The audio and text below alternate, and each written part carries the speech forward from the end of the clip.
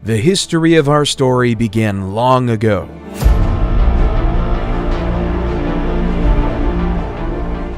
At one point in time, around 3 billion years ago, we were floating around as little tiny atoms in the little petri dish of the world. Fast forward to around 6 million years ago, and we see the emergence of the first hominids, the family of primates that include humans. 1.9 million years ago, Homo erectus was the first species to leave Africa and colonize other parts of the world. They had larger brains than their primate ancestors. Around 400,000 years ago, the first evidence of the Neanderthals. Their bodies were adapted to the cold environments of Europe and Western Asia. Their distinctive facial features were some of the most human-like ever seen. Then came us, the only surviving species of the Homo genus. But how did Homo sapiens rise into a global dominance through the mechanism of civilization?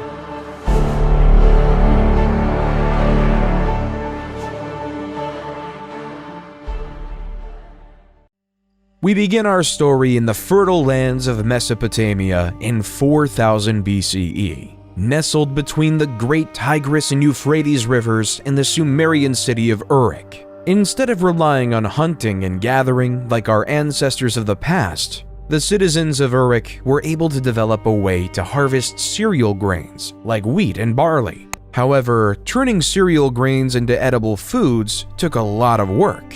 In the beginning, they had to use an invention called a hand mill, which consisted of 2 stones. As the grains were crushed between the 2 stones, the flour was collected in a container and stored for future use. This was the start of something great. This complex, strenuous process was our modern world's first example of agriculture. We no longer depended on hunting animals or picking berries for our food. Rather than using human ingenuity, we can create our own food source. This allowed Uruk to prosper into a place with over 50,000 residents. However, this change did have a change on the human body. The average height of men drastically shrunk from 5'9" to 5'3", and for women they shrunk on average from 5'3" to 5 feet. Instead of being the super athletes we were of the past, we were smaller, less noticeable farmers. People also became landlocked, changing the very essence of what it means to be human.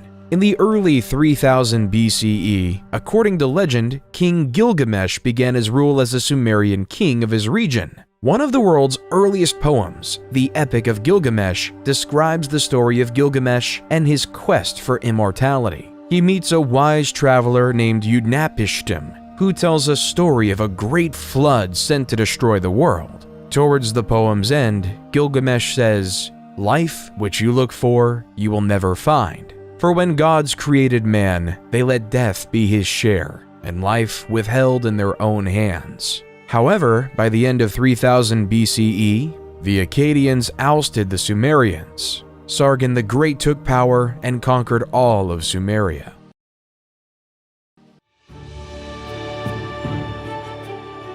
While in the Indus Valley in modern-day Pakistan, a new civilization was growing.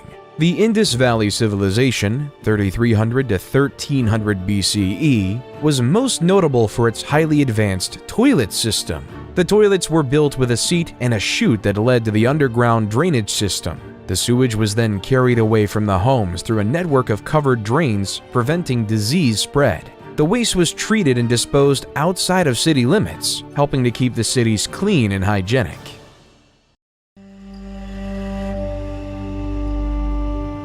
While in Egypt, they were more consumed with building pyramids than basic human plumbing.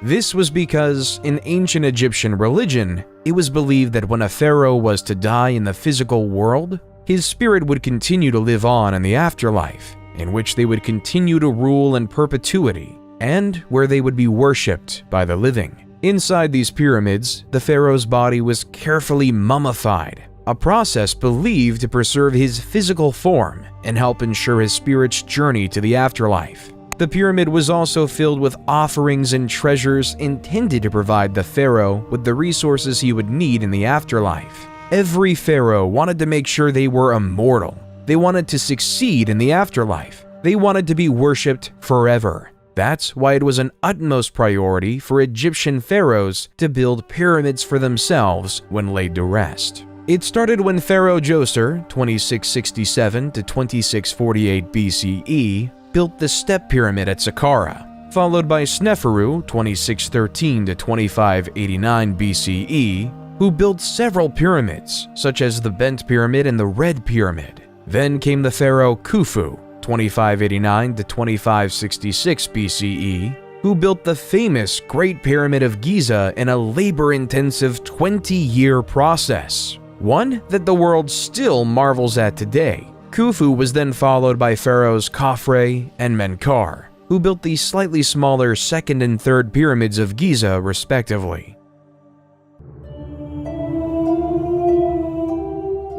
While over in China in the year 2100 BCE, the first Chinese dynasty was upon us. Like the people of Mesopotamia, the Chinese were ever reliant on agriculture, producing rice, wheat, and barley among other crops. However, as legend has it, the Yellow River flooded. These massive floods would destroy all the crops, leading to massive famine and suffering. However, not all was to be lost because Yu the Great was on his way. Yu was so distraught by this problem that he would spend his days traveling up and down the Yellow River. He found ways to divert the rivers by building levees and dikes so that he could regulate the waterways. Then, after 13 years of hard work, the floods could no longer wreak havoc on the land. The people were overjoyed, and Yu was hailed as a savior. That was the start of the first Chinese dynasty, the Zhou dynasty. Though the accuracy of this tale is questioned by historians, it does establish an important precedent. The idea is that power ought to follow one's merit. An individual who deserves absolute power shall have absolute power. This idea would shape the world for years to come and cause the people of ancient China to follow him to create the first ever Chinese dynasty.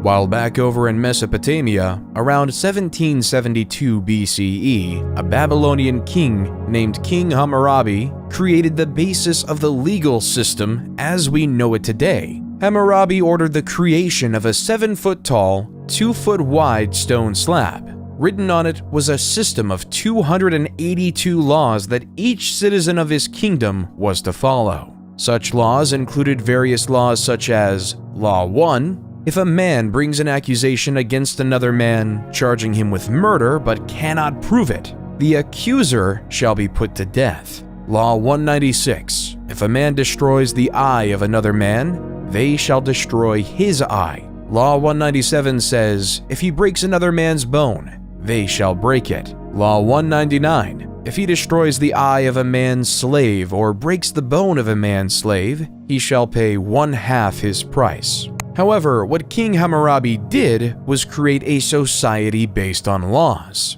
He laid out strict laws, placing people into certain castes of life and value. Everyone was worth a different amount based on what class they were in society. There was no illusion of equality in ancient Babylon. Instead, it was pretty clear the value of a noble's bone was worth more than a plebeian's, which in turn was worth more than a slave's. An idea we continue to see throughout history.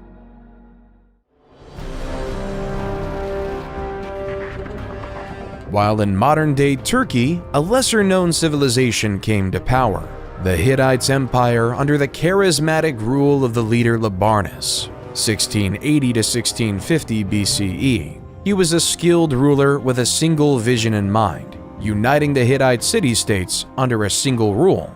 Labarnus led his army from city to city, conquering neighboring city-states and making alliances with their leaders. He was a shrewd diplomat, and he used his diplomatic skills to win over the hearts and minds of the people. Eventually, Labarnus became the ruler of all the Hittite city-states and established the empire. He was a just and fair ruler and was loved by his people. Under his rule, the Hittites prospered and their territory expanded, leaving them right next to their neighbors in Egypt.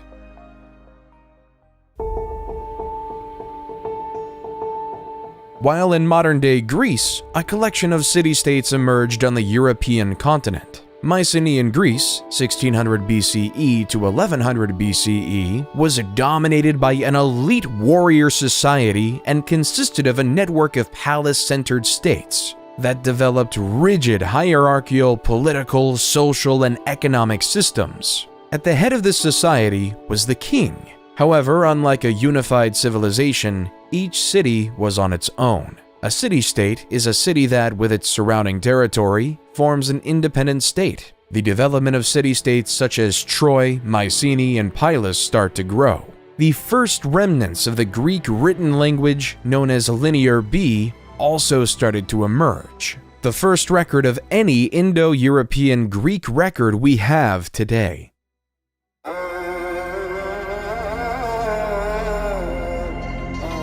While back in Egypt, they started to create a social pyramid of another type, the Egyptian social pyramid. Like the Great Pyramid of Giza, it is more prominent at the bottom and tinier at the top. At the bottom lays the peasants and the slaves. They were responsible for doing all the manual labor. They worked on the lands. They would spend the day in and day out farming, producing food for all of Egypt. Then, when the season to farm was over for the year, they would work on the pharaoh's massive building projects, literally building the pyramids.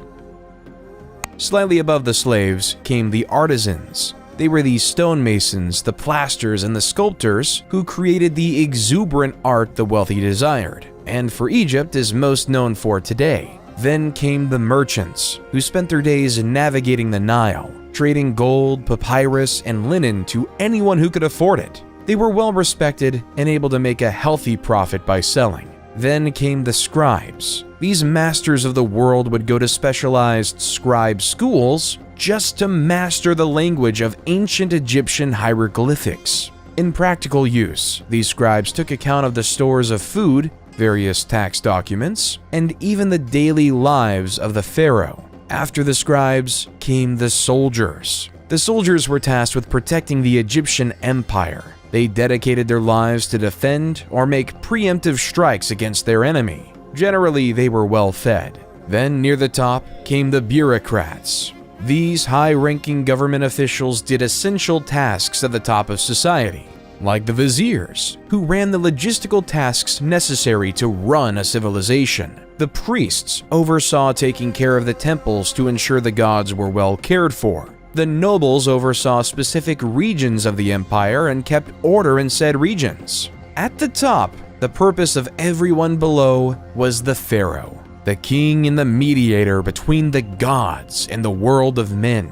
The pharaohs will be known to be supreme, and all must succumb to it. When the pharaoh dies, he will be buried in a pyramid in which he will help eternally rule over the Egyptian empire. Egyptian society was created to serve the pharaoh. Taxes were taken from the farmers for the pharaoh, and artisans made unique crafts for it. The merchants ensured the pharaoh was well supplied with the needed goods. The scribes would follow the pharaoh and record his thoughts. The soldiers made sure his empire was protected. The bureaucrats did the jobs the pharaoh couldn't do, while the pharaoh sat at the top and communicated with the gods. Pharaoh Ramses II, 1279 to 1213 BCE, accomplished many extraordinary things by living in this social system. He orchestrated the construction of the Temple of Abu Simbel, the Ramesseum, and the Temple of Karnak. He was also able to grow the Egyptian empire and reconquer lands lost by other pharaohs, except for the land claimed by the Hittite Empire.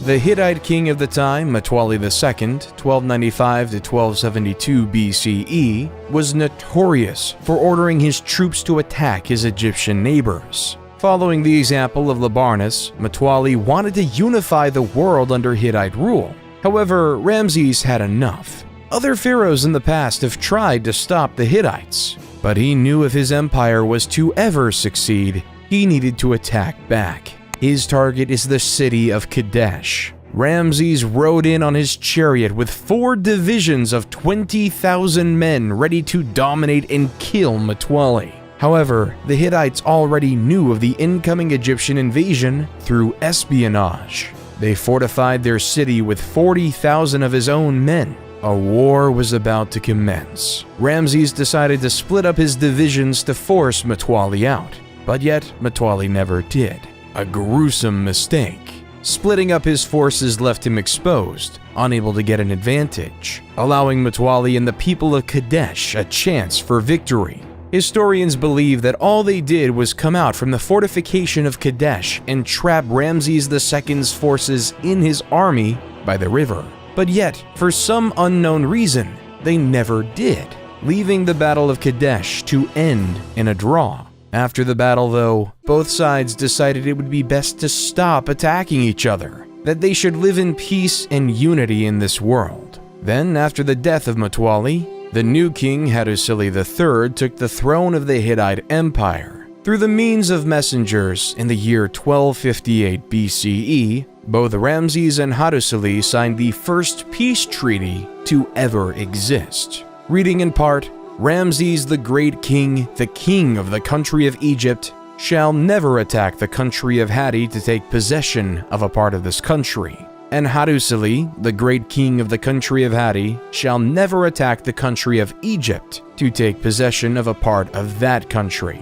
Then, a period of friendship occurred between these two once warring nations. The Hittites were skilled in metalwork and taught the Egyptians to make superior weapons and tools. At the same time, the Egyptians, master of agriculture, shared their knowledge with the Hittites. Trade for the benefit of both civilizations. Both civilizations prospered because of this. Peace can lead to prosperity. The agreement was kept in place until around 1200 BCE because that's when the Hittite Empire fell, because of the constant attacks they faced from the Sea People, leaving the Hittite Empire to be lost in the state of history.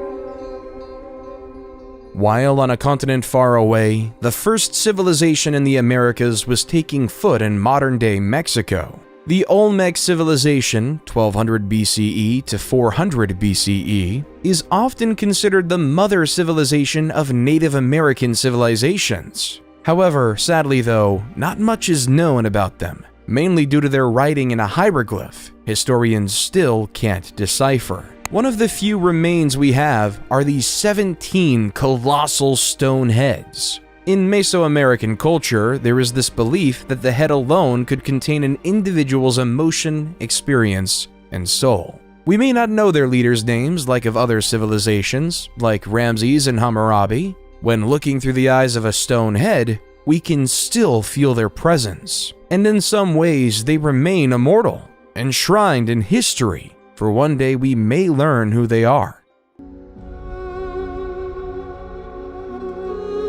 While in the east, the Zhou Dynasty, 1046 to 256 BCE, in China was taking its stride. The Zhou Dynasty gained power because of the failures of the less critical Shang Dynasty. They believed in the idea of a mandate from heaven.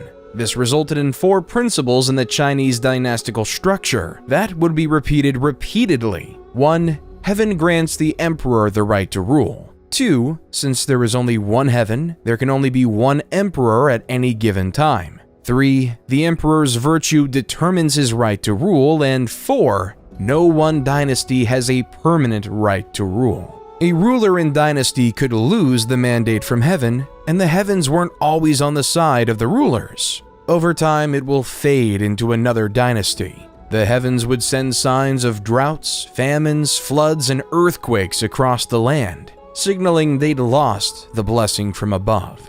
This is how the Shang Dynasty fell, and the Zhou Dynasty grew to prominence. The Zhou Dynasty brought another style of government and the creation of feudalism. The system was straightforward, leading to another social pyramid. At the bottom lay the peasants, who were tied to the land and whose job was to produce crops for the empire. Then came the soldiers, whose job was to protect the lands from foreign invaders. Then the lords, who owned the land and taxed the peasants a portion of their crops, who in turn, the lord gave some of their crops to the king. The person in charge of the whole empire, the king, would then receive more crops and become very wealthy. All profits go to the king, and all work goes to the masses. Why would anyone just settle for a life of farming day in and day out? There are two reasons for this phenomenon. The first reason was due to necessity. It took many more people to feed an empire and a family back then. And the second reason being philosophy. Towards the end of the Zhou dynasty, the beginning of Eastern philosophy was created. Confucius created a philosophy system justly named Confucianism, which is focused on the importance of respect, loyalty, and responsibility in all relationships in life. A central concept of Confucianism is called Li, which can be translated as rituals, customs, or manners. Li refers to the formal and informal social conventions that guide societal behavior. It is seen as maintaining order and harmony in social relationships, while Laozi created another philosophy called Taoism. The word Tao means the way or the path, and Taoism teaches that individuals should seek to align themselves with the natural flow of the universe, rather than fighting against it. Live your life as peacefully with yourself as possible. And don't worry about external things outside your control. Just focus on your farming. One of the most famous contemporaries from Taoism is the idea of yin and yang, representing complementary and interdependent forces in nature, such as light and dark, hot and cold, or masculine and feminine. Taoism teaches that by balancing these opposing forces, individuals can achieve harmony and fulfillment. Confucianism and Taoism made life bearable for ancient Chinese farmers. But as time progressed, the city-states that occupied ancient Greece grew. Around 800 BCE, the Greek city started to realize that the land they occupied was practically infertile, so to produce an essential staple of grain, they had to import it. Hence why the Greek states had to colonize the world around them. The city-state Miletus, at its height, had over 90 colonies throughout Europe, producing food for the Greeks. At its height, the Greek had set up colonies from modern-day Marseille in France to Rostov-on-Don in Russia. One of these new emerging city-states was Rome. As legend has it, Romulus and Remus were twin brothers abandoned by their parents and placed into the river Tibet. As the basket floated across the river, a female wolf discovered the two orphans and nursed them back to health. When Romulus and Remus became adults, they decided to find a city where the wolf rescued them. However, this created turmoil as both brothers wanted the site to be named after themselves. As Romulus and Remus fought relentlessly, eventually Romulus came up with the final blow and killed Remus, creating Rome in 753 BC. While the Greek city-states might have been colonizing, Cyrus the Great was about to take over an empire. At the time, the Persians were subjugated to the rule of the Medes Empire. According to legend, after his grandson Cyrus was born, King Astyages of Medes had a vivid dream that his little grandson would one day stage a revolt against him. King Astyages knew what to do and ordered his chief advisor to kill the baby. But the chief advisor gave the baby off to a shepherd to be raised instead. However, troubles weren't over for Cyrus. When he was 10, King Astyages found Cyrus. King Astyages wanted to kill him because the dream was very clear. This man will revolt against you.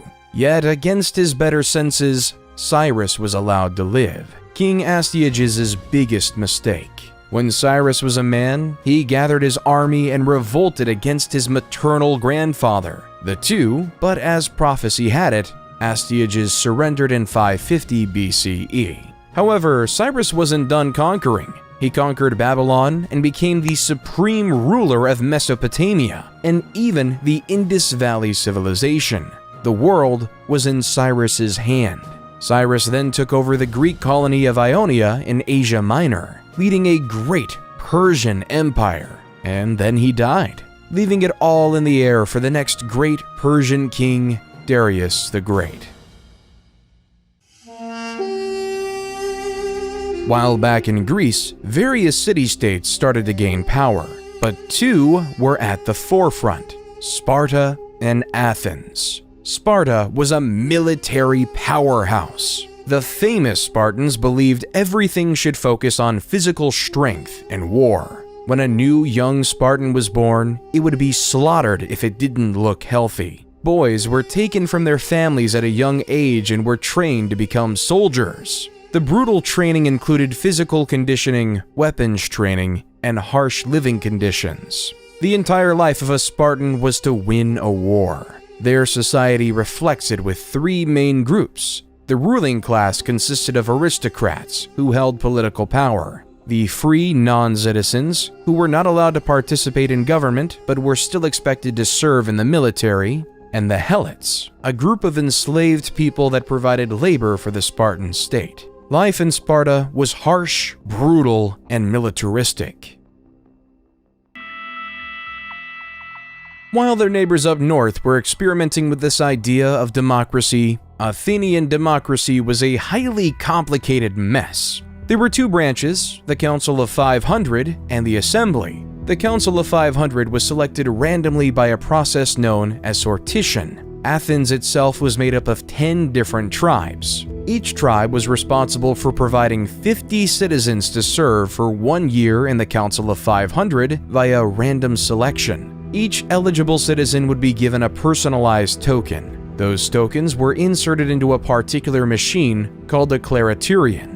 This long-lost technology included tubes and balls, which somehow selected 50 residents of each tribe to join the illustrious Council of 500. While in the Assembly, there was a system in place that said that every single citizen had a vote. Of course, to be a citizen, you had to be a male and not a slave, and either born in Athens or to Athenian parents. The Council of 500 would create the agenda for the main assembly to vote on because over 30,000 people could have a vote at any given time. It was total chaos. So to quell this, the council would nominate 9 presidents the morning of the meeting, and it was their job to ensure all the rules and procedures were being followed. Since they were appointed right before the assembly met, they were almost impossible to bribe.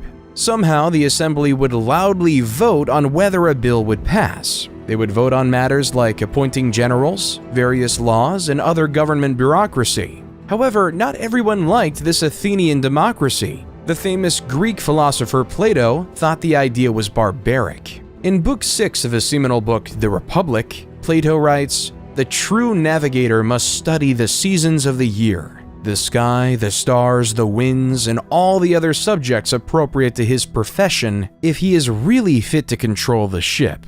Think that it's quite impossible to acquire the professional skill needed for such control, and that there's no such thing as the art of navigation." How much could a randomly selected member of the Council of 500 really know? How much could he fully contribute to society? Should we allow a random member of society to have any power? Instead, Plato would advocate for the idea of a philosopher king, a man who studies wisdom, logic, and reasoning, a man who dedicates his life to understanding how to be just, a man who will become the navigator of wisdom.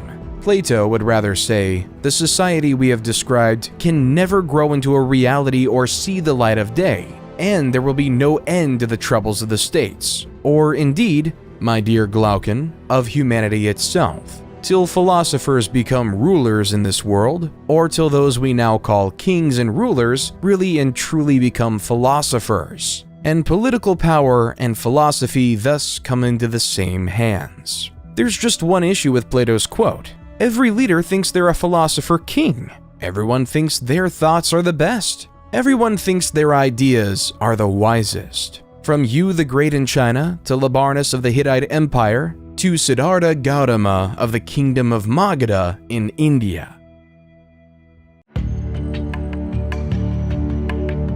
While not so far away, in the Indian Kingdom of Magadha, a spoiled prince named Siddhartha Gautama, 500 BCE, lived in luxury inside a palace. Inside this palace, Siddhartha could have anything he wanted. All the jewels, all the wealth, all the finest goods thrust upon him. His world inside of the palace was a utopia on Earth. There was no want, need, or desire, and it was perfect. Until he went outside his palace compound, the only place he ever knew.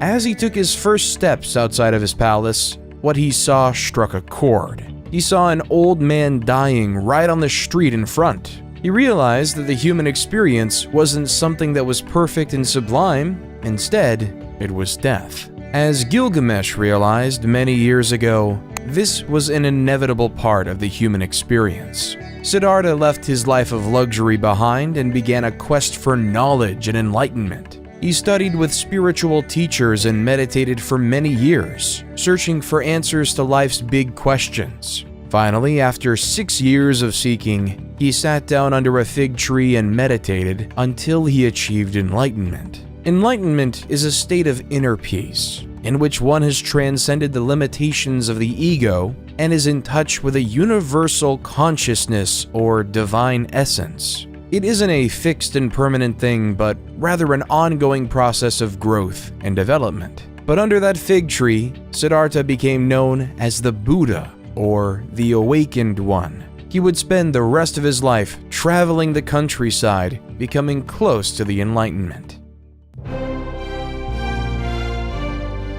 Darius was determined to follow in his father's footsteps and take over the world. After finalizing their rule over the city-state of Ionia, the Persians were on a quest to take over Greece. Darius and his 20,000 men came to the city of Marathon in the year 490 BCE, a city 26.2 miles away from Athens. The Athenians were vastly outnumbered, with only 10,000 men. As the Persians were trying to regroup, the powerful Greek hoplites crushed the weaker Persian foot soldiers by routing the wings before turning towards the center of the Persian line. The remnants of the Persian army fled to their ships and left the battle. Early historians believe the battlefield littered 6,400 Persian bodies, while the Athenians lost only 192.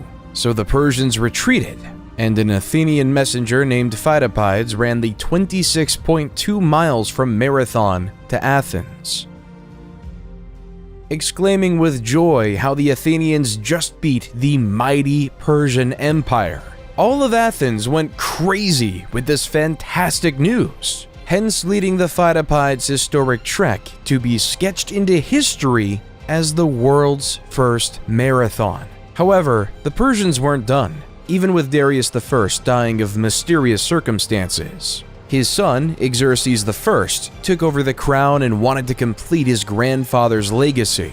In 480 BCE, Xerxes I wanted revenge, so he brought his enormous invasion force of over 100,000 soldiers and was dead set on conquering Greece. Then, at a narrow pass at Thermopylae, the Spartan king Leonidas had his force of 7,000 Spartans maintain the defense. Leonidas knew of his disadvantage and developed a bold and daring plan to defeat the Persians. Rather than waiting for the Persians to attack, Leonidas ordered his soldiers to make a surprise attack on the Persian camp, catching the Persians off guard and disrupting their formation.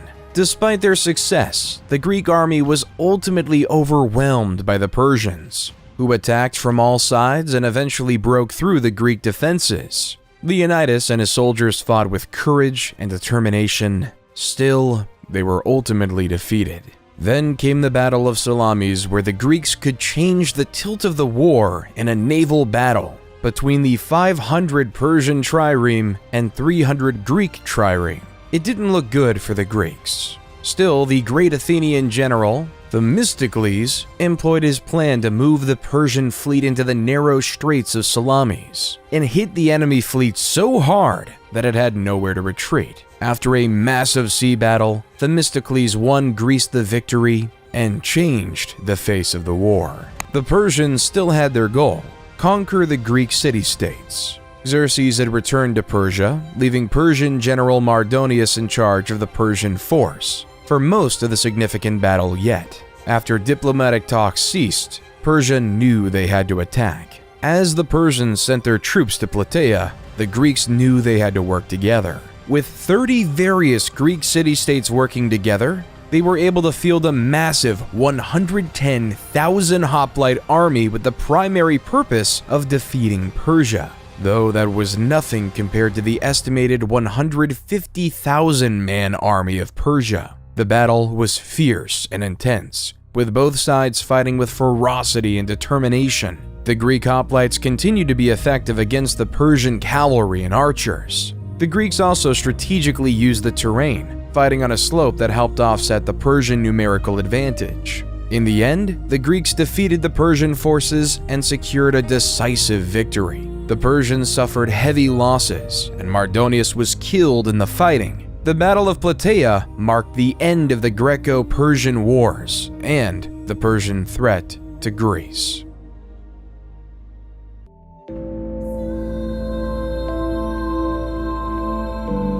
After the Persian War, life in ancient Greece was spectacular. A golden age of culture was upon us. With no longer having to face the threat of war, Athens was able to create architectural wonders, such as the Parthenon. The Parthenon sits upon the Athenian Acropolis, a prominent hill overlooking the city of Athens, to show its wealth and culture. No matter where you'll go in Athens, you can still see the Great Parthenon even today. Then came the theater. Around this time, the state would sponsor the most significant poets to create stories in the Athenian festival, called the City Dionysia, a festival designed to worship the Greek god of theater and fertility, Dionysus, creating playwrights such as Sophocles, Aeschylus, and Aristophanes.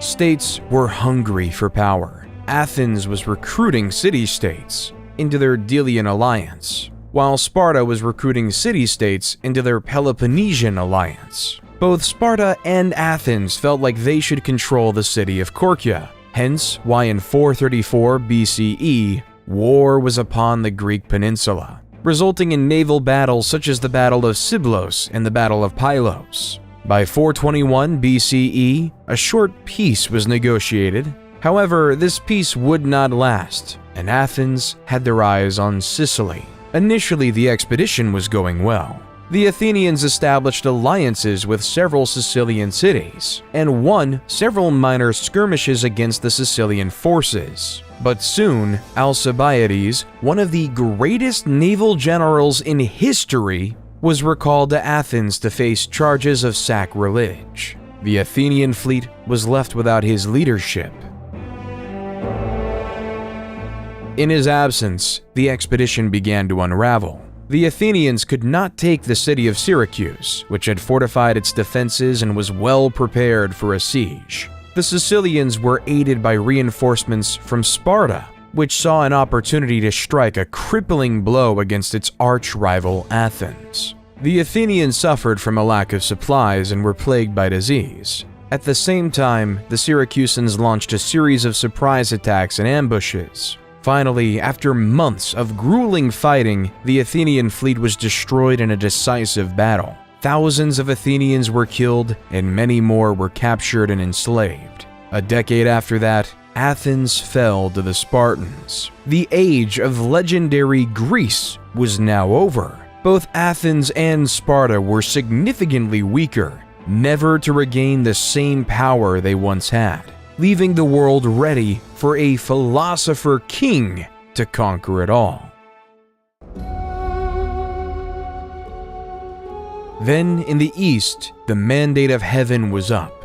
The Zhou dynasty, after a long 800-year rule, it was deemed by the heavens that their empire was up, which led to a period known as the Warring States, 474 to 221 BCE. This resulted in Han Fizi, who created a new philosophy called legalism. Followers of legalism believed that people were inherently selfish and would only act in their own self-interest, and that the only way to keep them in line was through a system of rewards and punishments that was clear and consistently enforced. This resulted in Fizi claiming that the best way to achieve social order was by establishing a powerful ruler responsible for enforcing the law and punishing wrongdoers. He also believed the ruler should have complete control over the military, the economy, and society.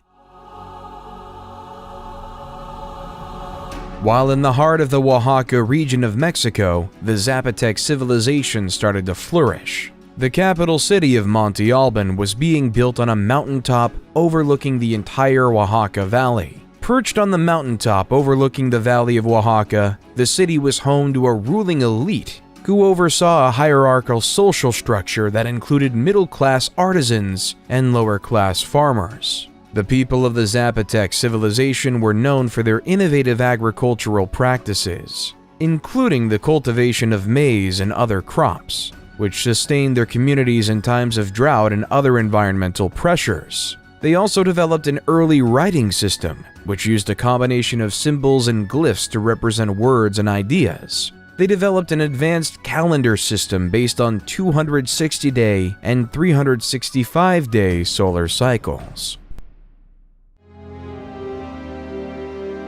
In Greece, during the year 356 BCE, in the city of Pella in the Kingdom of Macedon, the greatest commander in history was born. Alexander the Great grew up knowing he would be a leader, and was the son of King Philip II and Queen Olympia. But the teacher was much more impressive. Since he was a kid, Alexander was tutored by Aristotle. Aristotle is the man who is known as the father of logic. He created the fields of biology and taxonomy by introducing a way to think called the scientific method, a method that is still taught in schools to this day. He also wrote extensively about philosophy, ethics, and art, changing the face of the world as we know it today. This is the man who was in charge of teaching Alexander the Great. Alexander was 20 when his father was assassinated, but his excellent education allowed him to take over the rest of the world. After his father died in 336 BCE, Alexander was hell-bent on keeping his family's power. So when the Greek city of Thebes decided to revolt, Alexander and his army marched 240 miles in 14 days. When Thebes refused to surrender, he razed the entire city to the ground, and 6,000 were killed, and the rest were sold into slavery. The rest of the Greek city-states recoiled in fear, allowing Alexander to do as he pleased, leaving for his new target to be Persia and the new Persian king, Darius III. In 333 BC, Alexander faced the Persian army at the Battle of Issus. This significant engagement saw the Persian king Darius III defeated and forced to flee. Alexander then captured several key cities, including the vital port of Tyre, which had resisted his initial siege. In 331 BC, Alexander faced Darius III again at the Battle of Gaugamela, near the Tigris River in modern-day Iraq. Despite being outnumbered, Alexander won a decisive victory using superior tactics and mobility. The Persian army was shattered, and Darius III fled once again. Alexander then proceeded to capture the Persian capital of Babylon and took control of much of Mesopotamia. He continued his campaign eastward, winning battles in what is now modern-day Iran and Afghanistan. In 330 BC, he captured the Persian capital of Persepolis, a city of great wealth and cultural significance. But Alexander wasn't done. He wanted to expand eastward, eventually crossing the Hindu Kush mountains into India. However, his troops grew tired of the endless fighting and refused to go any further, and Alexander was forced to turn back. However, after Alexander failed in the Indian subcontinent, a powerhouse emerged in India called the Mauryan Empire. At its height, it spanned over much of India, Pakistan, Bangladesh, and Afghanistan. However, this conquering came at much of a cost for its leader Ashoka the Great. In 261 BC, after the death of his parents, Ashoka decided that his empire needed to expand. In his sights, the kingdom of Kalinga. The war was bloody, the war was fierce. Over 100,000 people died. Ashoka couldn't sleep with himself. He didn't know how to deal with his actions that resulted in so much death. So he turned to the teaching of the Buddha. Under Ashoka's rule, the Mauryan Empire became known for supporting Buddhist teachings and promoting nonviolence. Ashoka issued a series of edicts inscribed on rocks and pillars throughout the empire, that promoted principles such as kindness, respect for all religions, and the abolition of slavery. Certain traits were not shared in the West by Alexander.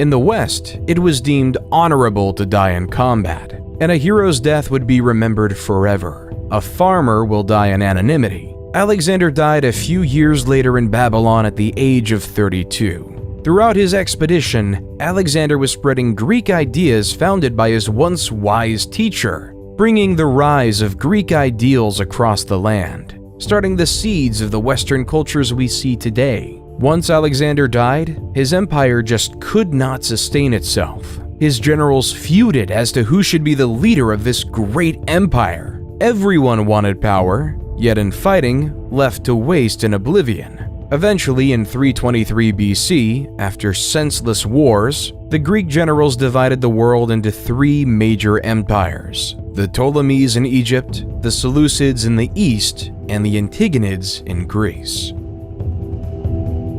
Ptolemies, one of Alexander's generals, led Egypt into a period of prosperity. Inspiration by his former leader, Ptolemies built the Library of Alexandria, a hub for an intellectual scholarship. Intellectuals from all over will come to the library to exchange ideas and thoughts throughout the world, leaving us to have great philosophers like Plato and Aristotle to be the backbone of our culture.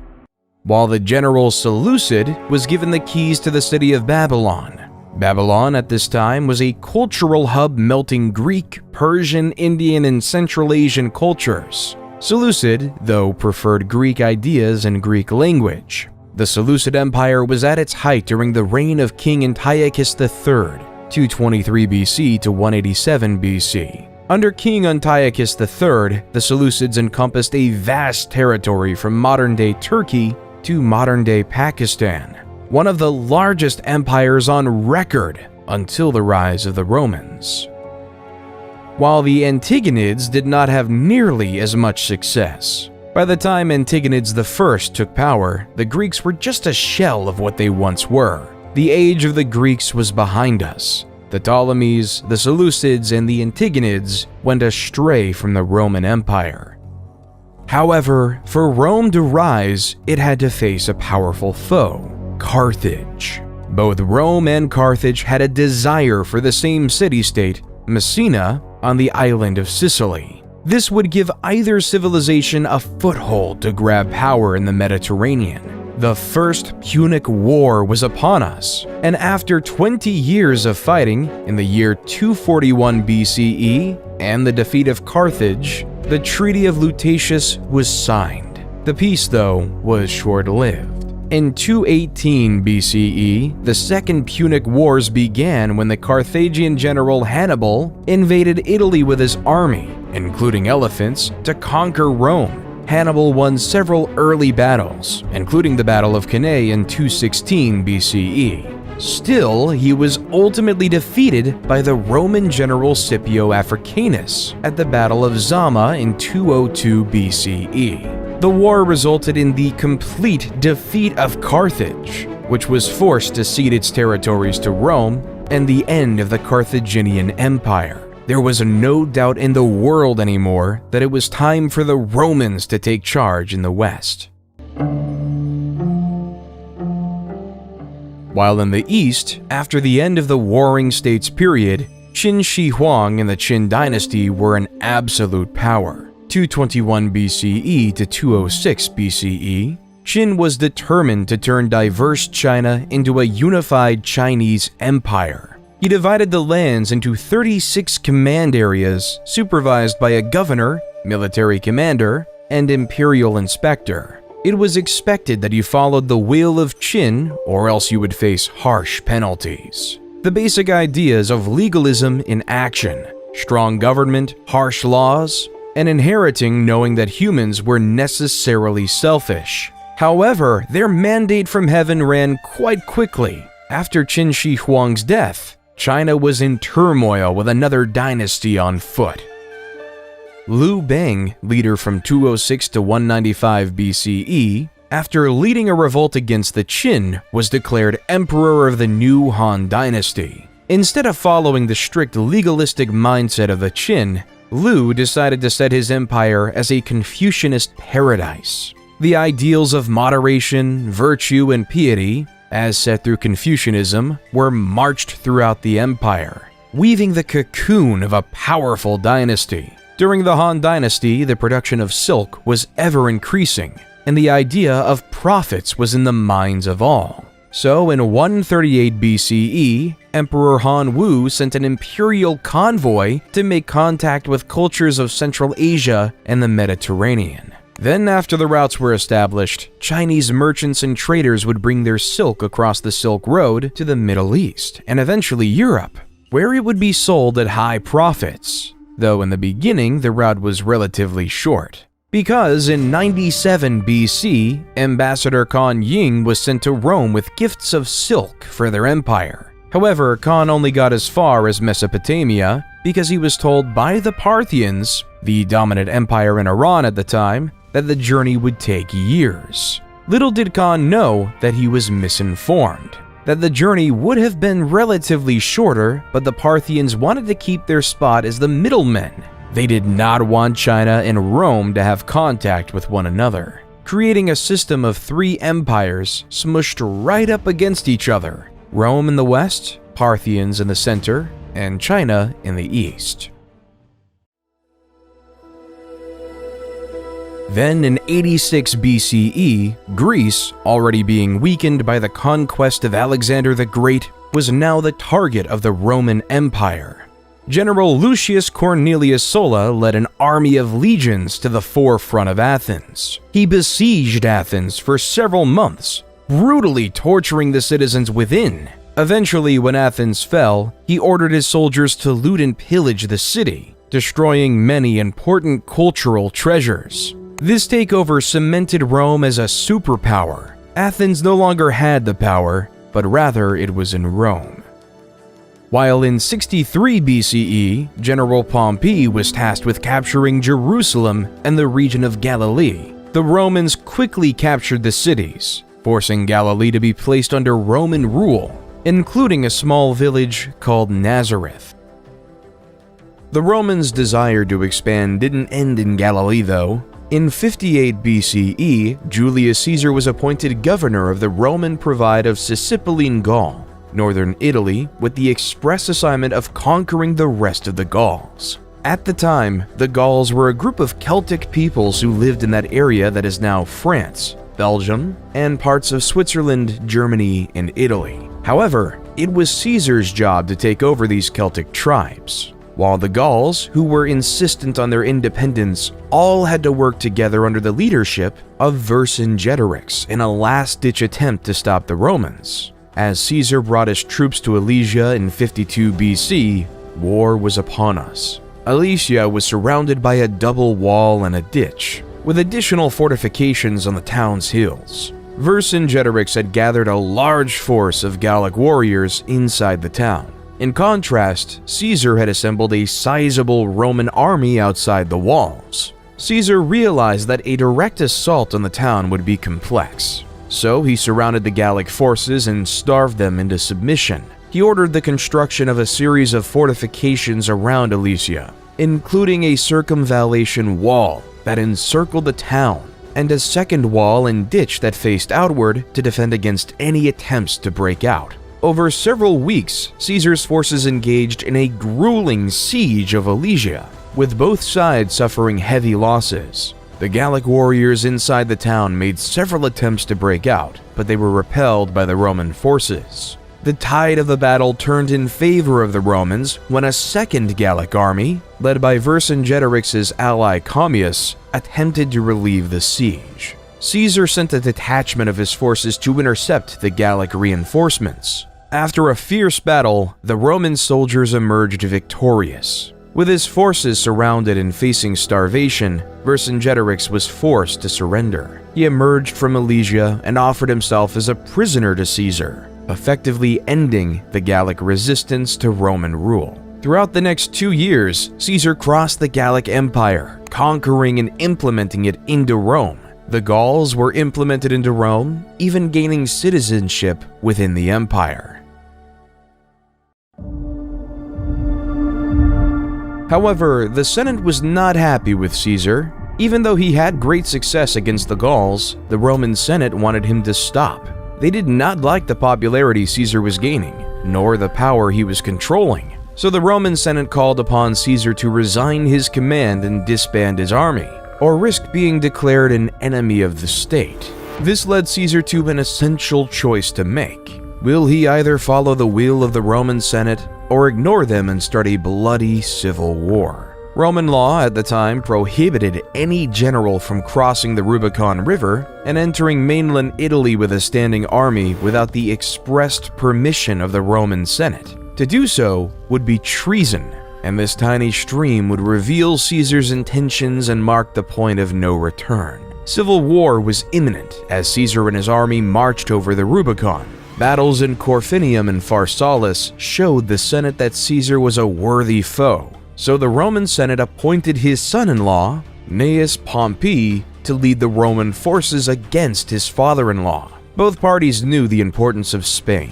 due to it providing a link between Italy and the rest of Europe. The two armies clashed near the town of Leda in northeastern Spain. Caesar's army was significantly outnumbered, but he could use his superior military tactics and training to gain the upper hand in the battle. After several days of intense fighting, Caesar emerged victorious, forcing Pompey's forces to retreat, declaring Caesar as the new leader of Rome. When Caesar made it back to Rome, the crowds were chanting, "Hail Caesar! Hail Caesar!" The people then decided that he would be the dictator of Rome for life. Caesar immediately set to work, implementing a series of reforms and policies aimed at improving ordinary Romans' lives and strengthening the central government's power. He ordered the construction of new infrastructure, such as roads, bridges, and aqueducts, which helped to connect different parts of the city and improve trade and commerce. Caesar also enacted a series of political and social reforms, including granting citizenship to many people living in the Roman Empire and creating new laws and customs that were based on Roman practices. He encouraged the spread of the Latin language and culture throughout the city and established the Julian calendar, which is the basis of the calendar we use today. However, Caesar's reign was short-lived because 2 years later, in 44 BC, he was stabbed to death by two loyal senators, Cassius and Brutus. The assassination of Caesar led the Roman world into disarray. The world was filled with factions vying for government control without a strong leader. Octavian, Caesar's son, who was 18 then, came to Rome to claim his inheritance and assert his place in the political landscape. He quickly aligned himself with Caesar's loyal lieutenant, Mark Antony. Together, they defeated Caesar's assassins at the Battle of Philippi in 42 BCE. However, tensions soon arose between Octavian and Antony as both men vied for control of the Roman Empire. In 31 BCE, their forces clashed in the naval Battle of Actium, which resulted in Octavian emerging as the clear victor. Antony fled to Egypt with his lover, Cleopatra, and the two committed suicide the following year. With Antony's defeat, Octavian emerged as the undisputed ruler of Rome. In 27 BCE, he was appointed Augustus and became the first Roman emperor.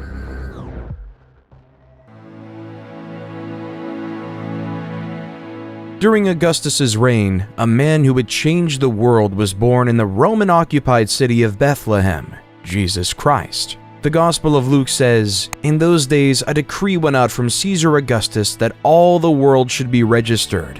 This was the first registration when Quirinius was governor of Syria, and all went to be registered, each to his own town. Luke 2:1-3. This census was an essential factor in Roman society, because it established the population counts in these various communities, making it possible to tax these various citizens. So the highly pregnant Mary and her betrothed husband Joseph had to travel 90 miles on foot from Nazareth to Bethlehem to complete this legally required Roman census. When they arrived in Bethlehem, many other descendants of the King of David, or members of the Jewish faith, were also going to Bethlehem for the census. They found out that there was no room for them in the inn, so they were forced to take shelter in a stable where Mary gave birth to Jesus. Jesus was later named King of the Jews. After Jesus' birthday and the completion of the census, Mary and Joseph returned to Nazareth with their extraordinary son. As the years of Jesus went on, stories about him grew. More and more followers began to worship Jesus as their Messiah. They claim that he can catch an endless amount of fish. They claim that he can cure the blind, and they claim that he was the Son of God. So these followers, specifically his disciples, started to write down his entire life journey. 4 of his closest disciples, Matthew, Mark, Luke, and John, wrote down the main chunks of the book in these parts called Gospels. Each of these Gospels covered almost all of the same events, the narrative life of Jesus Christ. This narrative testimony of a child born in a stable changed the world forever. Even though many loved Jesus, some viewed him as a threat.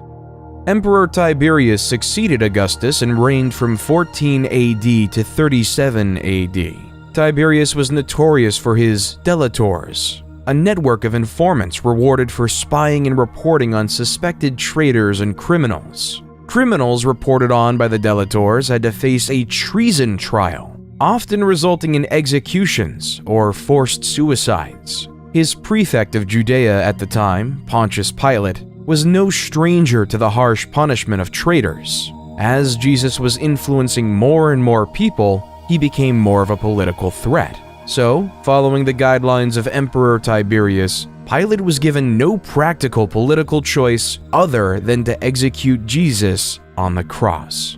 Roman law was evident then. One must follow the emperor's will or else they will perish. As Jesus was crucified on the cross, a new religion was born: Christianity. In the beginning, Christianity was just a small sect of Judaism. Nevertheless, its growth would be unparalleled. Paul of Taurus would take the word of his chosen Lord across the known world. From Greece to Turkey to Syria, the word of Jesus Christ spread. His missionary tales are now documented in the New Testament as the Book of Acts. The more Paul went to different places, the more followers he gained. On the same token, it created more enemies. The divide between monotheism and polytheism was on the rise. It was beginning to get a lot tougher for Romans to accept a religious population that didn't believe in gods like Mars and Jupiter. So when the Great Fire of Rome occurred in July of 64 AD, Emperor Nero quickly blamed it on the Christians. The Great Fire was an event that destroyed 2/3 of the city of Rome. So, in order to pay for these massive repairs, Nero instituted heavy tributes across the empire. To meet at least a proportion of the costs, Nero also started to print more Roman currency, creating an inflationary effect for the first time in the empire's history. However, the individuals who lived under Roman rule, which wasn't in Rome proper, were upset by this new policy. So, in the holy city of Jerusalem in 66 AD, a revolt was on. At first, the first Jewish revolt succeeded, and the Jewish forces quickly expelled the unprepared Roman army. Then, the rebels gained some traction in the neighboring villages in Galilee. In response, the Roman Emperor Nero sent the general Vespasian to meet the Jewish forces, an endeavor that pushed most rebels into Jerusalem proper by the time Vespasian was proclaimed emperor in 69 CE. Then, around Passover in 70 AD, Vespasian and his forces sieged the city, depleting it of food and water within the walls of Jerusalem. The Jews started to quarrel within, leaving them more vulnerable to attack. By August, the Romans breached the defenses, killed much of the population, and destroyed many of their holy sites. With the Jews decimated, the strength of polytheism lived long. Then, in 98 to 117 AD, under Emperor Trajan, the Roman Empire was able to expand its greatest territorial extent, spanning all the way from modern-day Britain to the Persian Gulf. Roman rule was everywhere. Well, except for in the Americas, because the Romans didn't even know they existed. In the Americas, we can see the growth of various civilizations across the Andes located in modern-day Peru and Chile. The Mochi civilization was able to build monumental structures, like the Huaca del Sol and Huaca de la Luna, impressive pyramids that were the center of their religions. They also created advanced fertilization techniques that used bird droppings as fertilizer. Their highly centralized government made everyone know their place in society. While a little bit more south, the Nazca civilization is one enthralled in mystery. The people of Nazca created a series of large-scale geoglyphs consisting of hundreds of individual figures, including geometric shapes, animals, and human-like figures, by removing the dark reddish-brown iron oxide-coated pebbles covering the surface of the Nazca Desert. These lines are now called Nazca Lines, the purpose of which is still unknown to this day and subject to conspiracy theory today. Around 100 AD, the Zapotecs started establishing Monte Alban, their capital. It was one of the first examples of urban planning in the Americas. The city was laid out in a grid pattern, with main roads and smaller side streets leading to plazas and public buildings. The city was also divided into different districts, each with specialized functions, such as residential, administrative, and religious, leaving it to be in use for 1,000 years after that.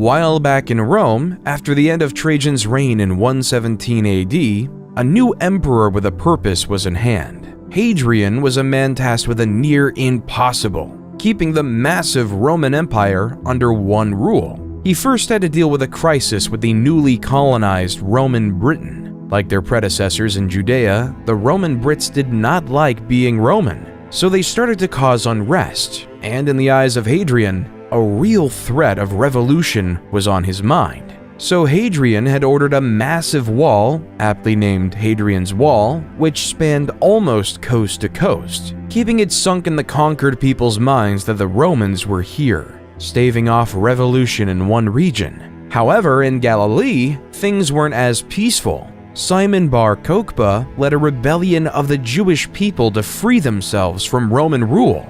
As you see, Rome was developing a new city called Aelia Capitolina over the ruins of Jerusalem from the last revolt, with temples dedicated to polytheistic gods like Jupiter.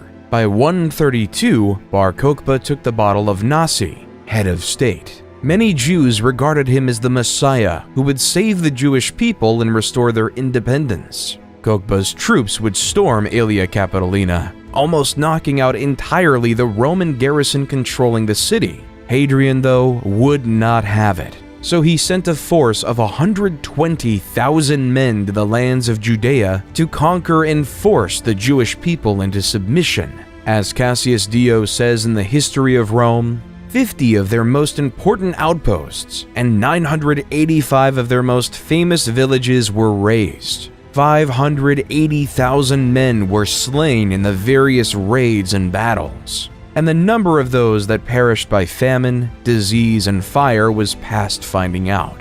Thus, nearly the whole of Judea was made desolate. History of Rome 69.14, 1-2. Rome made it clear that it was not to be taken lightly.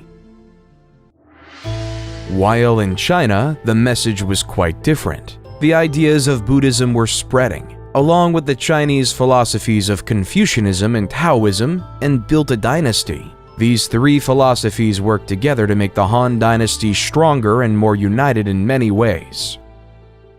While in America, the Mayan architects went across northern Petén and designed a series of short, broad temples with wide staircases flanked by enormous stucco masks. These stucco masks were made of plaster, and some burned and powdered limestone. The Mayans built these stone armatures into elaborate deity faces to capture the soul of the gods and bring it to the people. A temple like the E7 sub, yes, historians name Mayan temples like military submarines, is a pyramid with 16 stucco masks. Each allows us to go deeper into the souls of these deities of the past. In the Middle East, a new empire was emerging with roots in the past. A man named Ardashir claimed to have royal blood that traced all the way back to Cyrus the Great. Ardashir claimed that he should be the true ruler of the Persian Empire, not those frauds of the Parthians. Ardashir was able to unite the various tribes of Persia. In 224 AD, Ardashir I led his forces against the Parthian king Artabanus V in a significant battle at Hormozgan. The Sasanian forces, known for their cavalry, defeated the Parthians and captured Artabanus V. With this victory, Ardashir I declared himself king and established the Sasanian Empire. Ardashir I quickly established a centralized government and built a new capital at Ctesiphon on the Tigris River. He re-established the Zoroastrian religion, which had been suppressed by the Parthians as the empire's official religion. He also built a powerful military machine with skilled cavalry and archers. He began to expand his territory by conquering neighboring regions. As the Parthians were on their way out, so were the Han. The Han dynasty's downfall was marked by political instability, economic problems, external threats, internal rebellions, and power struggles. The weakening of central authority allowed regional warlords to seize power, and the government's attempts to address economic issues were unsuccessful. External threats and rebellions weakened the dynasty even further. A warlord named Cao Pi declared himself emperor and established the Wei dynasty, officially ending the Han dynasty.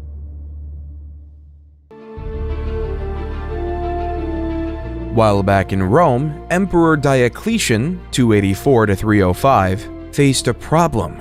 Rome was becoming too large and impossible to manage. So Diocletian created the Tetrarchy and divided the region into 4, where each region was governed by a separate emperor. Within the Tetrarchy, there were 2 types of emperors, Augustus and Caesars. Diocletian chose Maximian to be his equal to Augustus. In contrast, Galerius and Constantius were appointed to be Caesars. However, this system created uncontrolled chaos and anarchy. Each emperor had desires for power and ambition, and it all came to a head in 305 when power shifted. Both Diocletian and Maximian retired, and in 306, Constantius died. 3 out of the 4 original leaders were left out of the system, leading to a power vacuum to come. Emperor Constantine the Great was appointed by his father's army unilaterally as an Augustus and a Caesar at the same time to replace his father. At the same time, Maximin's son Maxentius felt as though he should have been appointed Caesar instead of Valerius Severus. So in 307, Maxentius sent his army and forced Valerius Severus to surrender. Come 308, Galerius appointed Licinius to replace him. So on the west side of Rome, 2 emperors wanted to rule. Constantine ruled over Gaul and Britain, and Maxentius ruled Italy and North Africa. Maxentius had a difficult time consolidating his power, and he faced increasing resistance from the people of Rome. To try and secure his hold on power, Maxentius ordered the construction of a new bridge across the Tiber River near Rome, known as the Milvian Bridge. Constantine saw Maxentius as a threat to his power, so he decided to march on Rome to confront him. As the 2 armies approached each other near the Milvian Bridge, Constantine had a vision of a cross in the sky, with the words, "In this sign, conquer." Some accounts suggest that this vision may have been a dream or a hallucination, while others suggest that it may have been a sign from God. Regardless of the nature of the vision, Constantine took it as a sign that he would be victorious in battle if he fought under the sign of the Christian cross. He had his soldiers paint this symbol on their shields and banners, and he went into battle with renewed vigor and confidence. The battle was fierce and brutal, with both sides suffering heavy losses. Maxentius had a larger army, but his troops were spread out and disorganized. Constantine was able to take advantage of this, and he was able to push Maxentius's forces back towards the Tiber River. In the chaos of the retreat, Maxentius was forced off the Milvian bridge and into the water, where he drowned. Shortly after his victory, Constantine met Licinius at Mediolanum, modern Milan, to confirm several political and dynastic arrangements to produce the Edict of Milan. This edict gave power for Eastern Rome to Licinius and Constantine sole power of the West. More importantly though, this document extended religious tolerance for Christians and restored any properties confiscated from them during the persecution. However, the peaceful coexistence of both rulers was short-lived. Though the edict allowed for the safety of Christians, Licinius was still very much a paganist. Their differences started to grow. All came near the city of Chrysopolis in 324 AD, where both armies went and fought. Constantine's military might was on display. He was able to force the Eastern Roman army towards the sea, leaving many to be killed or captured. Constantine was declared the sole leader of Rome, and Licinius was declared dead by hanging. He renamed the Eastern Roman capital from Byzantium to Constantinople to celebrate his victory. Then in 325 AD, Constantine presided over the First Council of Nicaea, when the 300 bishops established the now famous Nicene Creed, which declared that Jesus Christ was begotten, not made, and of one substance with the Father. Constantine was finally baptized as a Christian on his deathbed in 337 AD.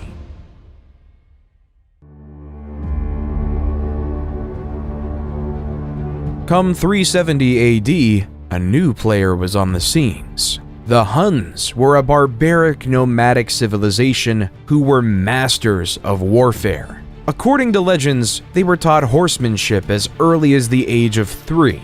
Also, they would attack their own with a sword to teach them how to endure pain. These people weren't to be messed lightly with. When they crossed the Volga River in 370 on their horses and lusted for blood, the Alan civilization didn't stand much chance. 2 years later, they attacked the Ostrogoths, an eastern tribe of Germanic Goths who harassed the Roman Empire by frequently attacking their territories. By 376, the Huns had attacked the Visigoths, the western tribe of Goths, and forced them to seek sanctuary within the Roman Empire. As the Huns dominated Goth and Visigoth lands, they earned a new reputation as the new barbarians in town and seemed unstoppable.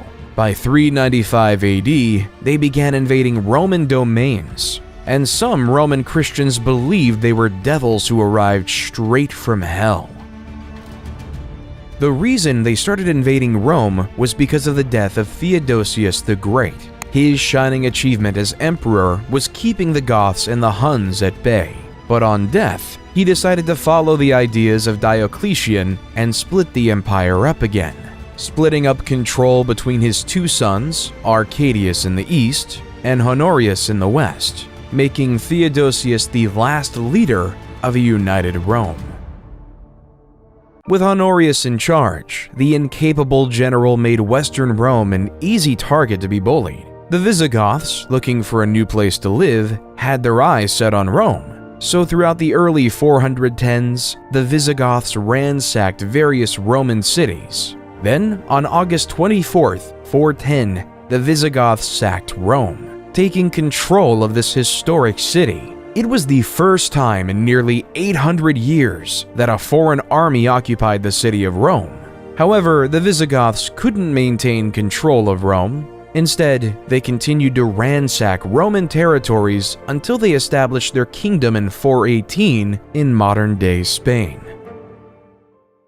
While the prospects of existence weren't so much better in Eastern Rome, the notorious Attila the Hun was gaining power, and his brutal tactics called him the Scourge of God. After a failed peace attempt in 441, Attila and his army stormed through the Balkans and the Danubian frontier. Another peace treaty was forged in 442, but Attila attacked again in 443, killing, ransacking, and pillaging his way to the well-fortified city of Constantinople. However, due to Constantinople's high walls, Attila couldn't conquer it. Instead, Attila was able to muster another peace agreement. He would leave Constantinople alone in exchange for an annual tribute of 2,100 pounds of gold, a staggering sum. Then in 451, the Huns invaded the Gauls, allowing the once enemies of the Visigoths and the Romans to wise up and work together to fight the Huns. According to legend, the night before the imminent battle, Attila consulted sacrificed bones and saw that thousands of his army would fall in the fight. The next day, his premonition came true.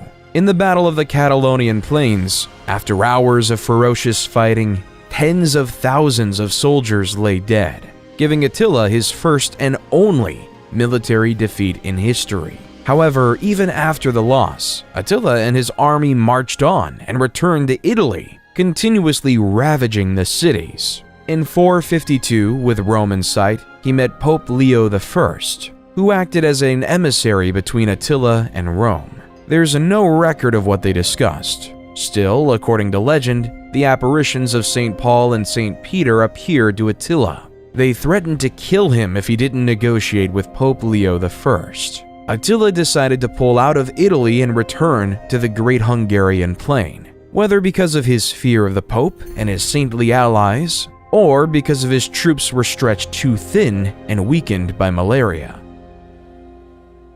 However, the struggle for Western Rome wasn't over. In 476 AD, the young Emperor Romulus Augustus had trouble keeping power for himself, as many Romans felt he was illegitimate. So the Eastern Roman Empire sent the Germanic general Odoacer and his mercenaries to suppress a revolt by the Roman army in the region. However, instead of supporting the Eastern Roman Empire, Odoacer saw an opportunity to seize power for himself. He turned against the Roman government and deposed the last Western Roman emperor, Romulus Augustus, effectively marking the end of the Western Roman Empire. As the steps of his victory, Odoacer was declared the King of Italy. However, Odoacer's victory was short-lived, because in 493, Theodoric the Great of the Ostrogoths, with the support of Eastern Roman Emperor Zeno, came in and created the Ostrogothic Kingdom of Italy, sending Odoacer to meet his fate. While Europe was in the crux of a dark age, India, under the Gupta Empire, was in a mathematical golden age. Great mathematicians like Brahmagupta started using 0 as a placeholder and as various solutions for mathematical equations. The astronomer Aryabhata was able to calculate the circumference of the Earth. He proved the world was round long before it was globally accepted. Aryabhata was also able to develop methods for calculating pi and square roots. However, his crowning achievement was creating the concept of an asymptote, which is a line that approaches the curve but never touches it. The Franks under Clovis I had been engaged with the Alemanni, another Germanic tribe, and tensions between the two groups were running high. In 496 AD, in the Battle of Tolbiac, Clovis I led his forces into battle against the Alemanni, with both sides eager to gain the upper hand in the ongoing struggle for power and territory. As the Alemanni began to push the Franks to defeat, in a moment of desperation, Clovis called out to the Christian god for assistance, promising to convert to Christianity if he emerged victorious. According to legend, a sudden thunderstorm appeared, and the Franks could regroup and launch a successful counterattack against the Alemanni. The battle ended in a decisive victory for the Franks, and Clovis kept his promise and converted to Christianity, officially cementing Christianity to the forefront and birthing the Frankish kingdom. While the Western Roman Empire might have fallen, in the East, the Roman Empire was changing. Many historians argue that the Eastern Roman Empire, based out of Constantinople, should be considered a part of Rome. However, it is undeniable that under Justinian I would lead the eastern half into its next chapter in life, the Byzantine Empire. Whether it's a continuation of the Roman Empire before is a debate for another Under the leadership of Justinian I, like many Roman emperors before him, he would expand the Byzantine Empire to reach places such as Italy, North Africa, and even Spain. He also commissioned a team of legal scholars to codify all the laws of the Roman Empire, known as the Corpus Juris Civilis, which became the basis of the European laws we know today. He also commissioned the world-renowned Hagia Sophia in Constantinople, where this beautiful cathedral, adorned with intricate mosaics and marble decorations, became the head of the Eastern Orthodox Church.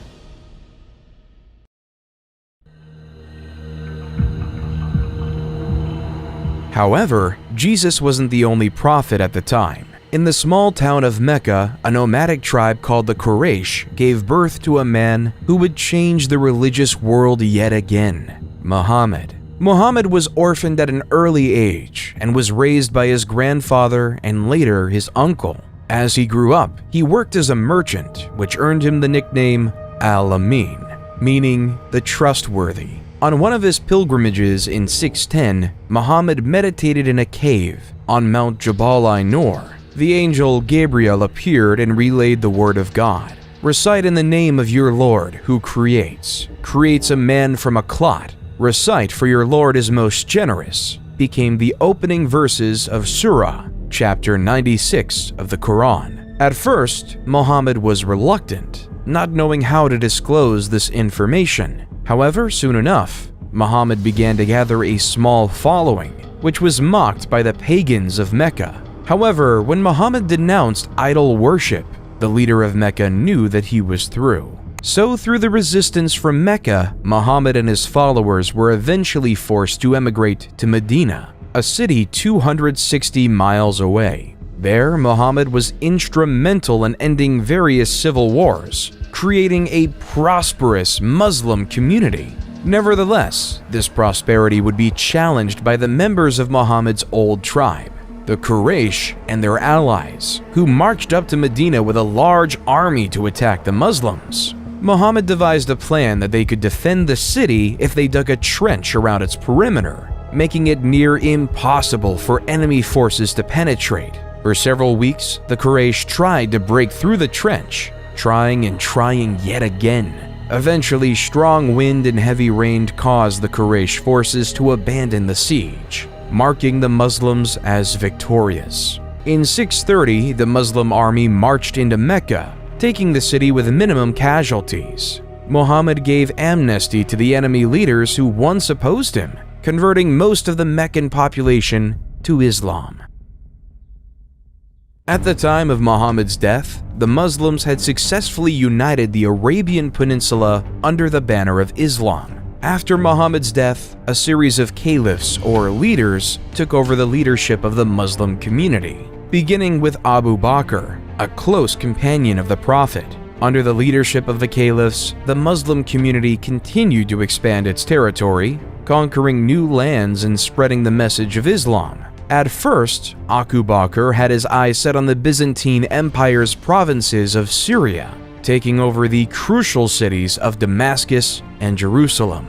Then in 636, the Arab forces invaded the Sassanid Empire, taking over their capital city in 637, marking the end of the Sassanid Empire. Onward to Egypt they went, where after years of fighting, they successfully defeated the Byzantine to take over the city of Alexandria in 642 AD, economically crippling the Byzantines. By 716, the Arab forces had conquered much of North Africa, Carthage, and Spain, so that by 716, the Arabs had an extensive empire from Lisbon to China.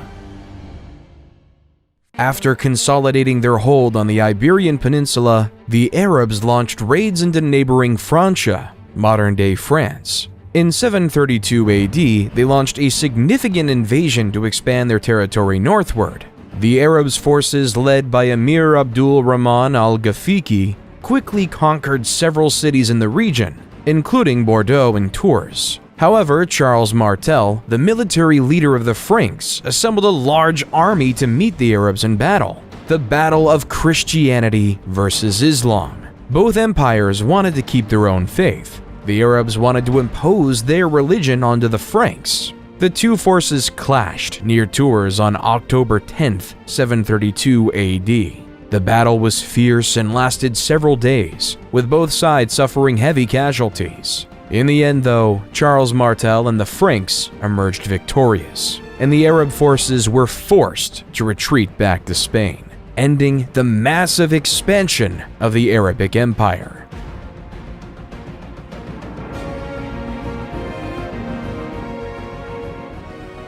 While in the West, the definition of God was war. In China, during the rule of the Tang, religions like Buddhism, Taoism, and Confucianism all coexisted peacefully. A citizen was able to believe what they wanted to believe, leaving for many temples and pagodas to be built across the empire. Also, during the Tang, the height of Chinese poetry was upon us. Poets like Li Po and Du Fu created poems that later became the foundations of Chinese literature. Li Po wrote a poignant poem called Zanzan on the Qingthing Mountain, translated by Sam Hamill. The birds have vanished down the sky, now the last cloud drains away. We sit together, the mountain and me, until only the mountain remains.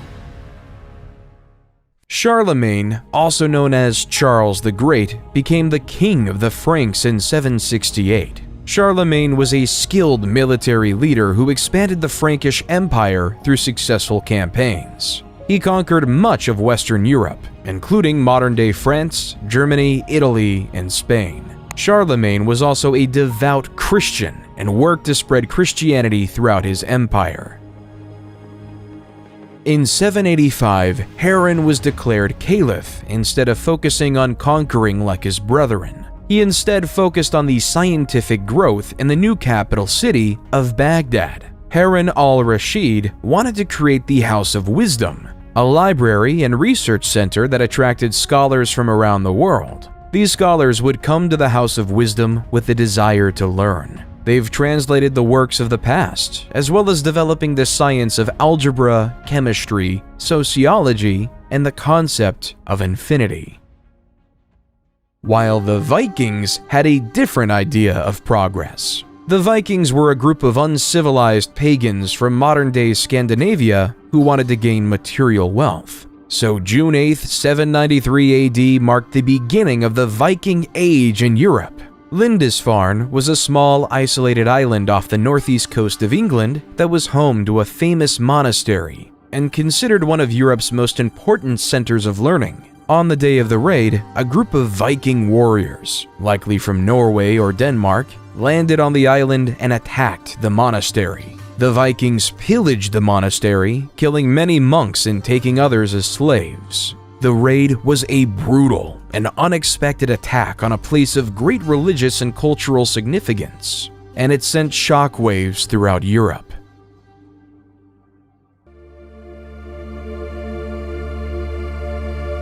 In 799, in Rome, Pope Leo III was attacked by a faction of Rome who believed that the Pope was guilty of tyranny and serious personal misconduct. So Pope Leo III ran away to the Frankish kingdom. After this, Charlemagne and his Frank army provided an escort for the Pope and restored him to the papal office. But yet, the power of the papacy was being questioned, with many people wanting it to go away, which caused Charlemagne to go to Rome in late 800 to fight for his Pope. For his loyalty, on Christmas Day in the Basilica of St. Peter, Pope Leo III placed a crown on Charlemagne's head, declaring him the new Holy Roman Emperor, creating a new Roman Empire, the Holy Roman Empire, or at least the first rendition of it. Under Charlemagne, the foundations of a genuinely great empire were forming, but once Charlemagne died in 814, the new empire was bludgeoning with problems. His son, Louis the Pious, 788 to 840, inherited an empire filled with problems. Many of his own citizens viewed him as a strong Catholic who was well-intentioned but was incredibly weak and unable to do anything. As the Vikings continued their raids along the Rhine River, attacking Holy Roman Empire cities such as Cologne, Trier, and Mainz, Raiding various Catholic monasteries and destroying religious artifacts caused fear and hatred among his citizens. Why would anyone trust a leader if they can't stop barbaric pagans? So, various local leaders started to focus on defending their land rather than relying on the central government for defense, hence beginning the process of independently recreating the Chinese system of feudalism. At this time, people would willingly farm on lands, giving up their freedom to these local leaders to protect them from the Vikings, creating the basis of a new system of feudalism. While the Holy Roman Empire might have been fighting with the Vikings and the Byzantines were fighting with the Arabs, in 820, a group of Arab raiders landed on the island of Crete. Over the next several years, Arab forces gradually gained control of the island, overcoming the resistance of the Byzantine defenders. The conquest was completed in 827, and Crete became part of the Arab Empire. The conquest of Sicily and Sardinia followed a similar pattern. In 827, a large Arab fleet landed on Sicily, and Arab forces quickly gained control of much of the island. They then moved on to Sardinia, which fell to the Arab invaders in 828. In the Holy Roman Empire, once Louis the Pious died in 840 AD, so did the Charlemagne Empire. The infighting between family members grew, leading to the Holy Roman Empire being divided between three family members in the famous Treaty of Verdun. In the west, the formation of the West Frankish Kingdom was given to Charlemagne's grandson, Charles the Bald, in modern-day France. In the East Frankish Kingdom was given to another grandson, Louis the German, which was obviously settled in modern-day Germany, while the Middle Kingdom was given to Charlemagne's eldest son, Lothair. However, being squeezed in between the West and East Frankish kingdoms gave the Middle Kingdom a short lifespan and was practically irrelevant. The Vikings weren't just a problem for mainland Europe, they were pillaging everything in mainland England. So in 871, the new king of Wessex, Alfred the Great, rose to power with one thing in mind: keeping everyone safe. Alfred built a network of fortifications known as burhs, designed to protect his people from Viking attacks. He also developed new military tactics and strategies and fostered alliances with other Anglo-Saxon kingdoms. Unlike in Great Britain though, the Vikings were actually invited to Russia. According to Russian legend, the tribes in Russia were tired of dealing with political strife, so they invited the Varangians, a sect of Vikings, to establish order and a government over there. Hence, Uruk came with his two brothers to the city of Novgorod, and using the Vikings' famous force, they were able to establish order in the city, declaring Uruk as their new king, creating the Kievan Rus dynasty. Under the military leadership of Oleg, one of the Uruk kingsmen, the Kievan Rus started establishing Smolensk and Kiev in modern-day Ukraine, creating the forefront of Russia today. While back in England, expanding upon his grandfather Alfred the Great's alliance network, Athelstan was declared King of Essex. Athelstan was able to get all the Anglo-Saxon kingdoms to work together to fend off the Vikings of the British Isles. He was declared to be the first king of England due to his ability to navigate alliances and keep everyone safe, beginning one of the longest monarchies in human history. While the East Frankish kingdom was facing a similar problem, the pagan Magyars were attacking everyone across the kingdom, leaving the kingdom to live in fear. However, King Otto of the East Frankish Empire was able to defeat the pesky Magyars at the Battle of Lechfeld in 955. Then, in 961, he could fully conquer all of the kingdoms of Italy, restoring Christendom to all the former pagans. So in 962, Otto I was coronated to Pope John XII in Rome to be the new Holy Roman Emperor. In France though, the West Frankish kingdom was struggling, because in 987, King Louis V, a direct descendant of Charlemagne, died at age 20 without leaving an heir to take over their dynasty, leaving the French monarchy in peril. So the French aristocracy had an election between Hugh Capet, a noble with extensive lands in the region of Isle-de-France, and Charles, Duke of Lower Lorraine. With the support of Adalbero, the Archbishop of Reims, Hugh Capet became the first king of France, starting the Capetian dynasty. However, at this time, the typical person in Europe was always living in fear. Every civilization was on the verge of conquering. They've all become land-hungry and were willing to fight for it. So across Europe at this time, every civilization started to entrench their society in the ideas of feudalism, leading to another social pyramid. At the bottom lay the serfs. Their job was to farm the land and ensure everyone was fed. Then came the knight, who provided protection for the people. Then came the nobles, who ruled over a specific territory, owning the land. Then came the kings, as previously mentioned, who gave lands to the nobles. But all the way at the top was the Pope, because the Pope could speak directly to God and had God-given ownership of all the lands.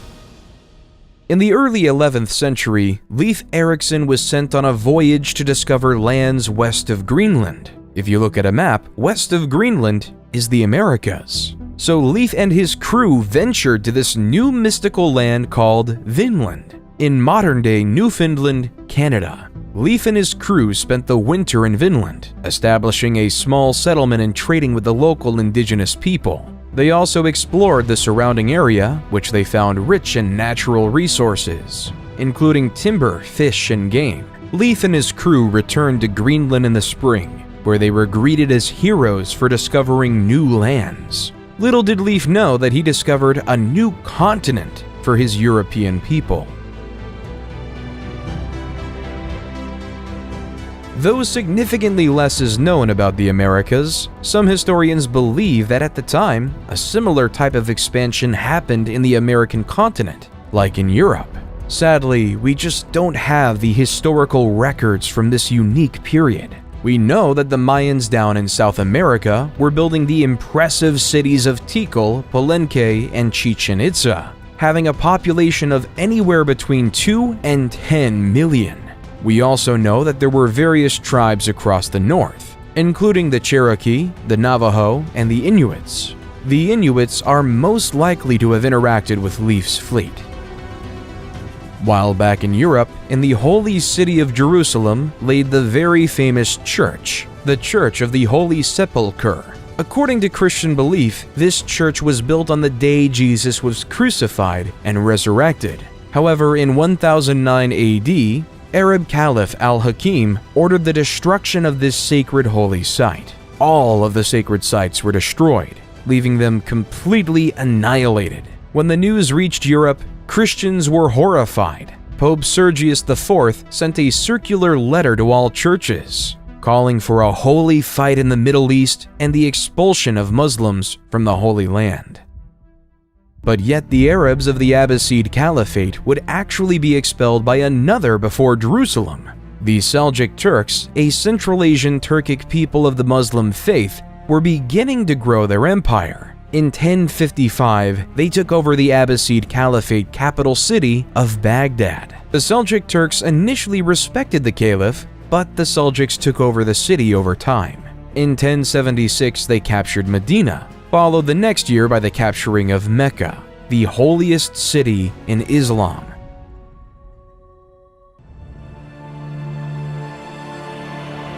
Due to this, the Muslim world wasn't ready for Pope Urban II at the Council of Clermont in 1095 to call upon all Christians to take up arms and liberate the Holy Land from Muslim rule. The Pope promised spiritual rewards and forgiveness of sins to those who joined the crusade, and many knights, nobles, and peasants were inspired to take up the cause. Many European nobles, such as Godfrey of Bouillon, Toulouse, Bohemond of Taranto, and Robert of Flanders, brought their armies from Europe on their journey to Jerusalem. While the Christians were united, the Muslims were divided and unable to put up a strong defense against the Crusaders. Hence, the Christians took over the county of Edessa in 1098, and finally the holy city of Jerusalem in 1099.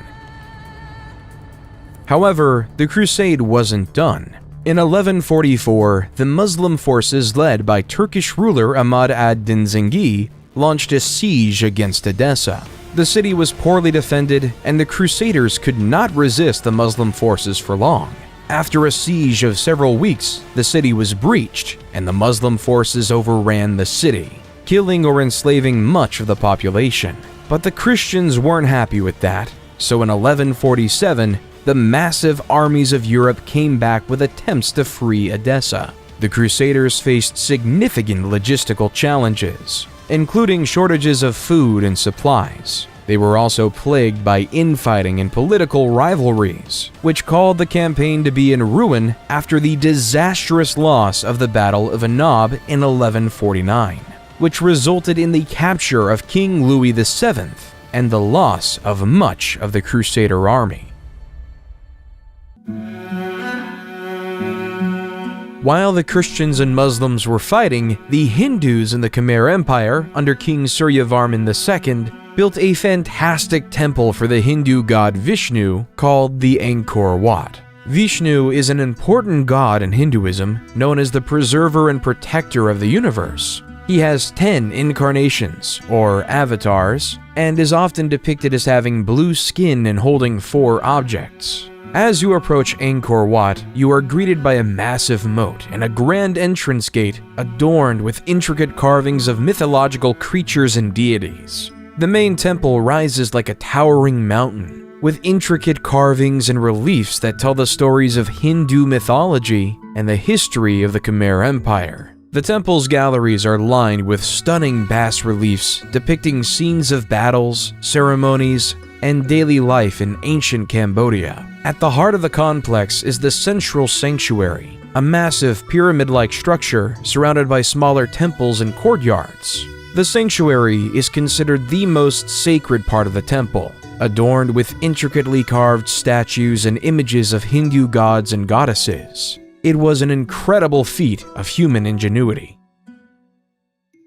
But yet in 1187, the Muslim commander from Egypt, Saladin, became fed up with the Christian rule of Jerusalem. So he declared a holy war across the Muslim world in order to reconquer Jerusalem from the Christians. The battle occurred on a scorching hot day in the hills near the Sea of Galilee. Saladin's forces numbered around 20,000. The Crusaders had a much smaller force of around 12,000 knights, soldiers, and civilians under the aptly named king, King Guy. The battle began with skirmishes between the two sides, but soon escalated into a full-scale engagement. Saladin's forces could use their superior cavalry to encircle the Crusaders, who could not break through the Muslim lines. The heat and thirst soon took a toll on the Crusaders, who were weakened and disoriented.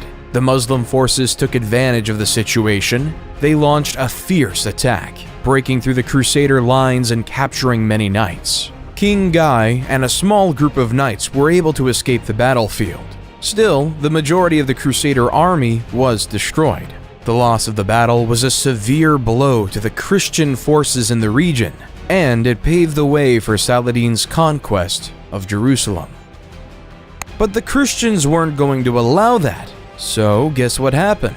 Another crusade.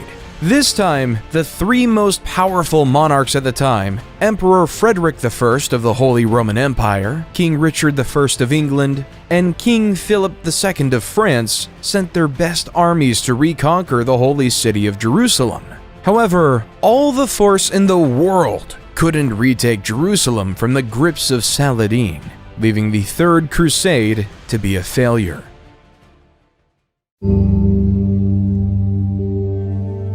Genghis was born to a mother kidnapped by his father and forced into marriage. Legend holds that he came into this world clutching a blood clot in his right hand. Before he turned 10, his father was poisoned to death by an enemy clan. Genghis's clan then deserted him, his mother, and his 6 siblings to avoid having to feed them. However, he soon began to make friends with the other clans throughout the Mongolian mountainside. By 1206, he had united all the various tribes, uniting 1 million people. For the time, Genghis was quite progressive.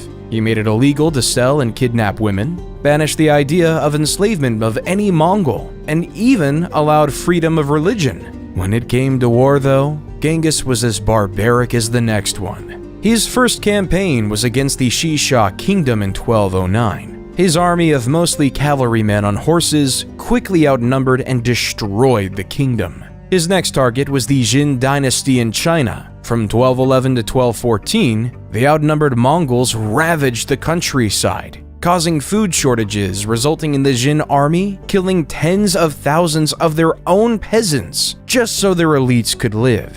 In 1214, the Mongols besieged the capital of Zhongdu, now Beijing, and burnt it to the ground.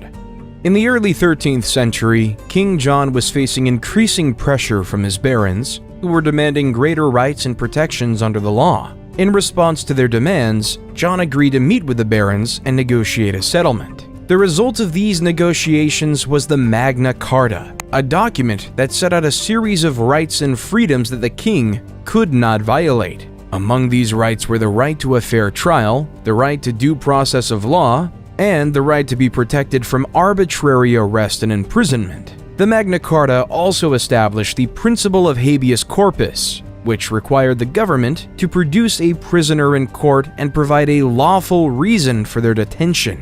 This principle has been a cornerstone of modern legal systems around the world. Then in 1217, there was another crusade, this time led by King Andrew II of Hungary and Duke Leopold VI of Austria, with the same goal in mind: to take over Jerusalem. The Crusaders successfully captured the city of Damietta in 1219, but they could not advance further into Egypt. After a series of setbacks, including capture and imprisonment of many Crusaders, the Christian forces were forced to abandon their campaign in Egypt. The Crusaders eventually agreed to a treaty with the Muslim forces, allowing them to leave Egypt unharmed, but without achieving their ultimate goal. Genghis Khan wasn't done though. In 1219, went to war against the Khwarezm Empire in present-day Turkmenistan, Uzbekistan, Afghanistan, and Iran. During his raids, the Mongol Horde swept through one city after another, taking over the likes of Bukhara, Samarkand, and Urgench. Skilled workers such as carpenters and jewelers were usually saved, while aristocrats and resisting soldiers were killed. Unskilled workers, meanwhile, were often used as human shields during the next assault. No one knows with any certainty how many people died during Genghis Khan's wars, in part because the Mongols propagated their vicious image as a way of spreading terror. At Genghis Khan's death, he controlled a massive territory from the Sea of Japan to the Caspian Sea. However, even more impressively, around 8% of the men in South Asia descend from Genghis Khan today. In 1228, Emperor Frederick II of the Holy Roman Empire tried to conquer the Holy Land, but failed, ending the Sixth Crusade. Of course, the Holy Roman Empire couldn't be the only one crusading. King Louis IX of France in 1248 decided to start the Seventh Crusade to retake Jerusalem, but he was taken prisoner by the Muslims and forced to pay a hefty ransom as he retreated. However, that didn't deter King Louis IX, because in 1270 he was at it again, trying to free Jerusalem from the grips of Muslim rule, but this time he died of dysentery. Once King Louis IX died, his troops retreated, creating the eighth and final time there was a crusade.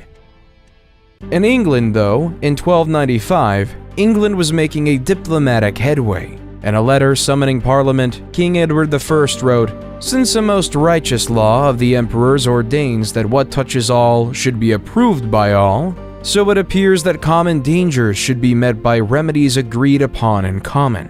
As King Edward, I would then request 1/10 of the incomes of nobles and 1/11 of the income of knights, creating one of the first parliaments we would see in the New Age." While down in Africa, a leader of extravagant wealth, Mansa Musa, was gaining power.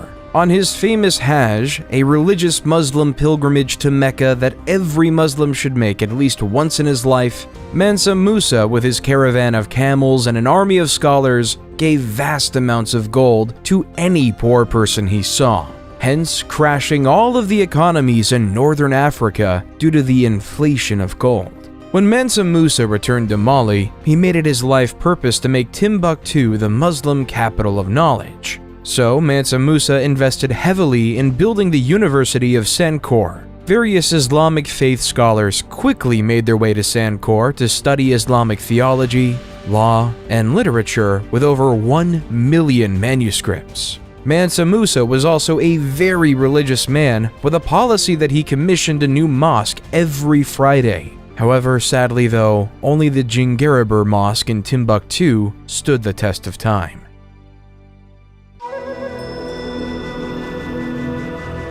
In the Americas, though, another built on riches was being created. As Aztec legend has it, the god Huitzilopochtli directed them to build where they saw an eagle perched on a cactus, eating a snake. When they saw this exact scene on an island located in what was once Lake Texcoco, they interpreted it as a sign from their god, and founded Tenochtitlan on that island. As time passed, Tenochtitlan started to build impressive temples such as the Great Temple. The Great Temple comprised of 2 main structures, dedicated to the gods Huitzilopochtli and Tlaloc. The city itself was most fascinating. It was designed with a complex system of canals and causeways to help control flooding and facilitate transport across the city, while they started to farm on floating gardens known as chinampas on the shallow waters of Lake Texcoco, which were used to grow crops such as maize, beans, and squash. As Mali and the Aztecs were building their cities, England and France were in war for 100 years. The origins of the conflict lay with the status of the Duchy of Guyenne. In basic capitalistic terms, this was owned by the British Crown. However, the land itself was in France. The second reason was that the last direct descendant of Charlemagne, King Charles IV, died in 1328. So the next closest relative was Edward III, the King of England. So King Edward III claimed the rule of France in 1337, which was not liked by the French people.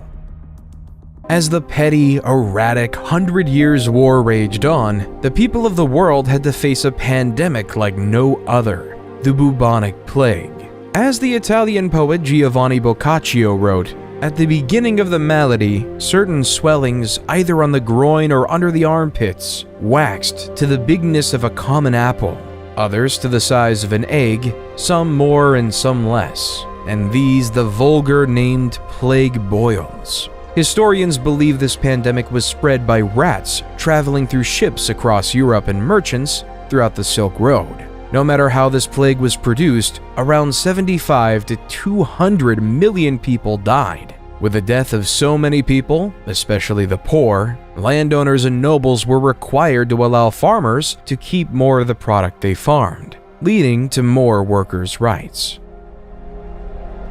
In China, though, a group of rebels known as the Red Turbans revolted against the Mongol rulers of China. The Red Turbans were led by a man named Zhou Yanzhong, born into a poor peasant family. Zhou built a strong following among the rebel forces, and eventually emerged as their leader. In 1368, Zhou declared himself emperor and established the Ming Dynasty, marking the beginning of a new era in Chinese history.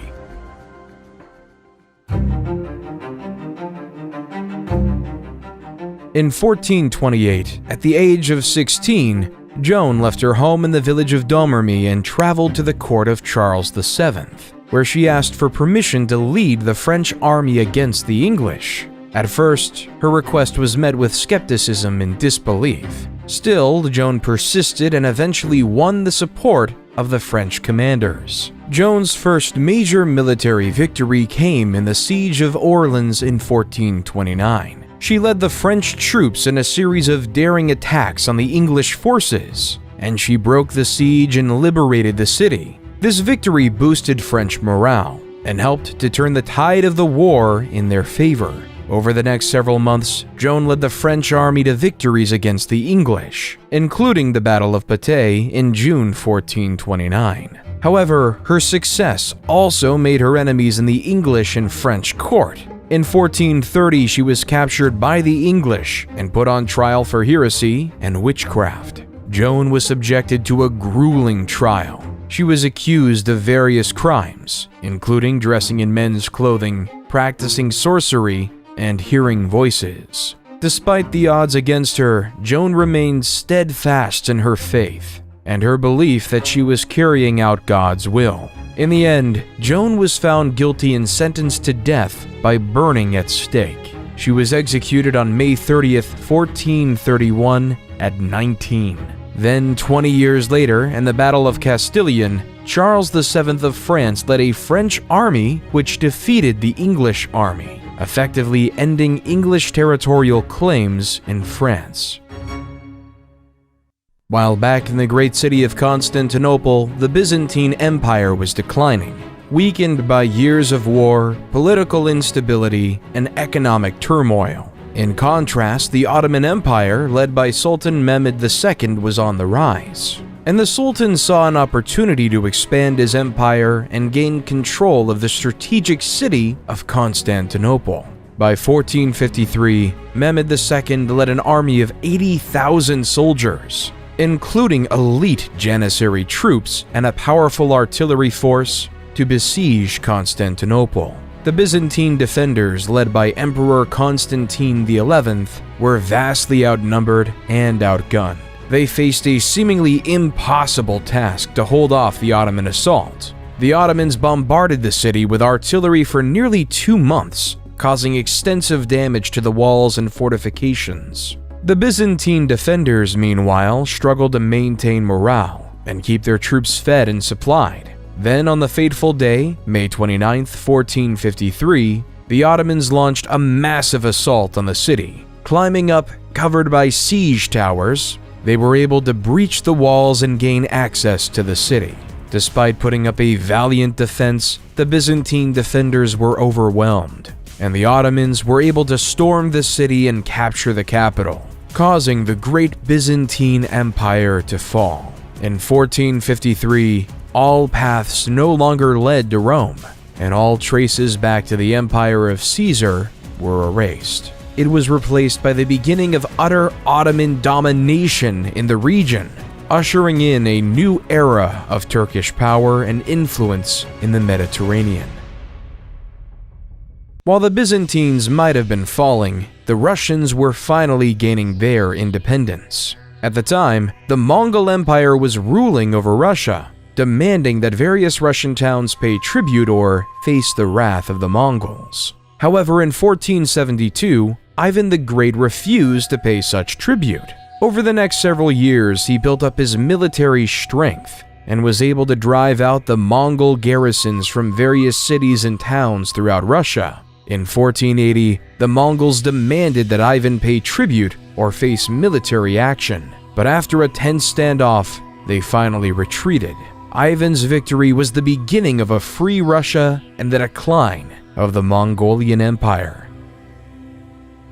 Then in 1492, as Christopher Columbus sailed the ocean blue, the Europeans discovered the New World. Set initially on finding a path to India, instead he landed on an island in the Bahamas, which he aptly named San Salvador. When he and his crew set up camp, he met the Lucayans, skilled fishermen and farmers, who welcomed him and his crew and provided them with food and supplies.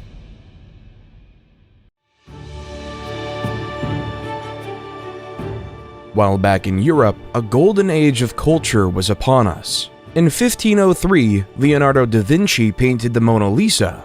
Da Vinci's biographer, Walter Isaacson, says, "The Mona Lisa, to me, is the greatest emotional painting ever done.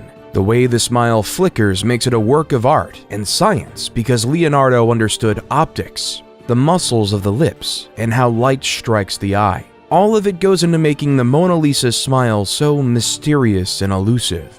In 1504, Michelangelo sculpted David, Michelangelo would say, "In every block of marble, I see a statue as plain as though it stood before me, shaped and perfect in attitude and action.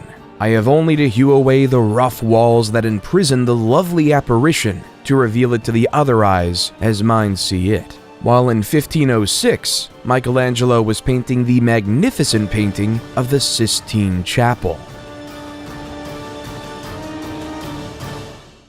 While in the political world, Niccolò Machiavelli is one of, if not the most influential, pieces of literature we have today. The Prince is a political manifesto that comments on the past civilizations we've heard about in this video. Machiavelli writes, "It is much safer to be feared than loved, because love is preserved by the link of obligation, which, owing to the baseness of men, is broken at every opportunity for their advantage. But fear preserves you by a dread of punishment which never fails." Think about the ordinary farmer. Think about the man who spends generations of their life farming, giving heavy taxes to a noble lord for doing nothing except protecting them. Why won't the farmers rebel? It's because they're afraid of what would happen without their leaders. Without the elites, the Huns or the Mongols can come to your farm and destroy you on their own. So you live in fear as to what might happen to you, leaving you to give your wheat to said leader.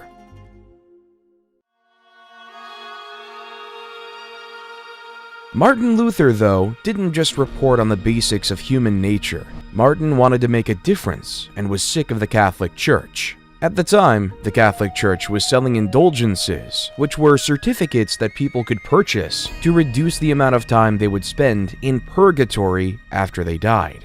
Luther believed this practice was corrupt and went against the Bible's teachings, which emphasized the importance of repentance and faith over material wealth. In protest, he wrote a series of 95 theses, or arguments, challenging the Church's authority and calling for reform.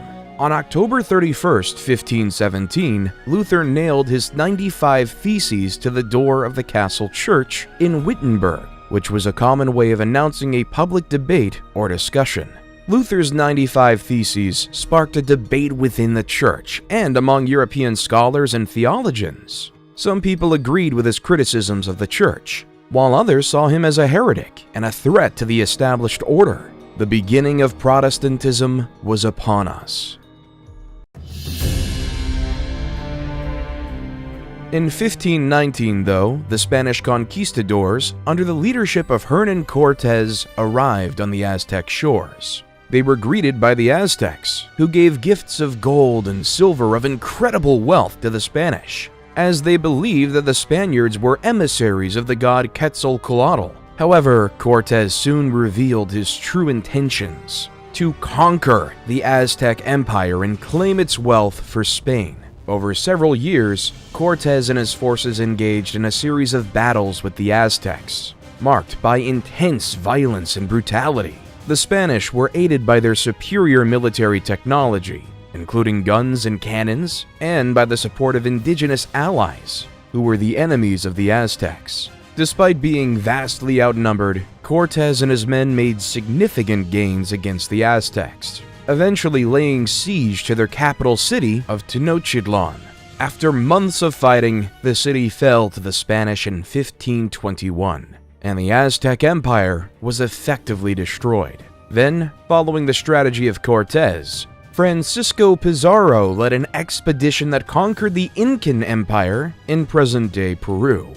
Though the violence was authoritarian, the biohazards were even more demanding. The Europeans, due to having survived illnesses such as the bubonic plague and smallpox, developed immunity to many of these diseases that they've, one way or another, spread to the native people, essentially over time, killing them off.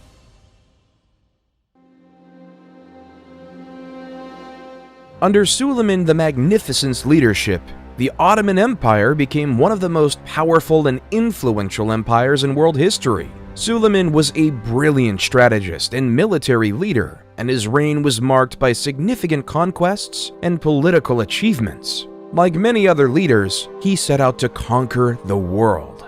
By the end of his reign, Suleiman the Magnificent presided over a vast empire, that stretched from southeastern Europe to the deserts of Arabia and from the shores of the Mediterranean to the plains of Persia. His conquests included the capture of Belgrade and Budapest in Europe, Jerusalem and Mecca in the Middle East, and Tabriz and Baghdad in Persia. The Ottomans also became the dominant naval power in the Mediterranean, with control over North African cities such as Algiers and Tunis, creating the dominant Ottoman civilization.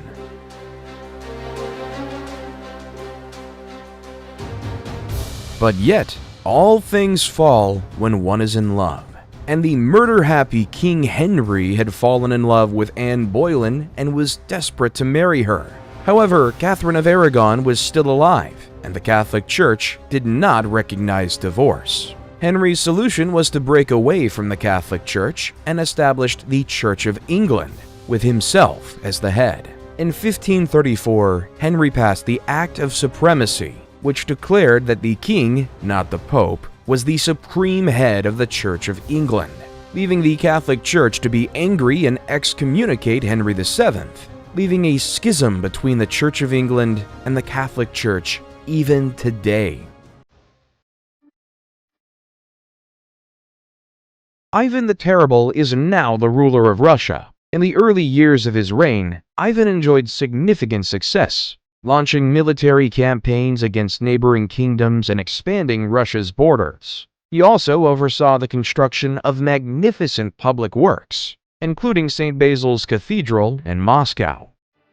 However, as Ivan grew older, he became increasingly paranoid and erratic. He launched a series of brutal purges and executions, targeting anyone he perceived as threatening his power. He also had a volatile temper, lashing out at advisors and nobles who dared to question his decisions. In 1560, Ivan suffered a devastating personal loss when his beloved wife Anastasia died. This event seems to have triggered a significant psychological breakdown, and Ivan became increasingly unstable and violent. He launched a series of bloody campaigns against his own people, including the notorious Oprichnina, a campaign of terror and repression that killed thousands of Russians and destroyed countless homes and families, truly deserving of the name Terrible. While Russia was going through that, England was on the rise with the start of the English Renaissance under the leadership of Queen Elizabeth I.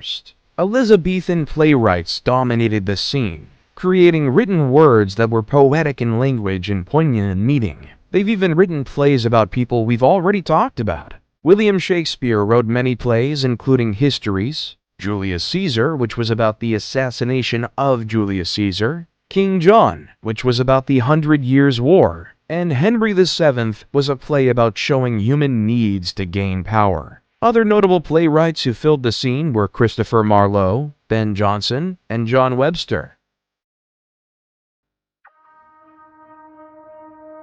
While on the other side of the world, the English colony of Jamestown was forming in Virginia, under the Virginia Trading Company. Slightly up north, Samuel de Champlain was establishing the French colony of Quebec in Canada.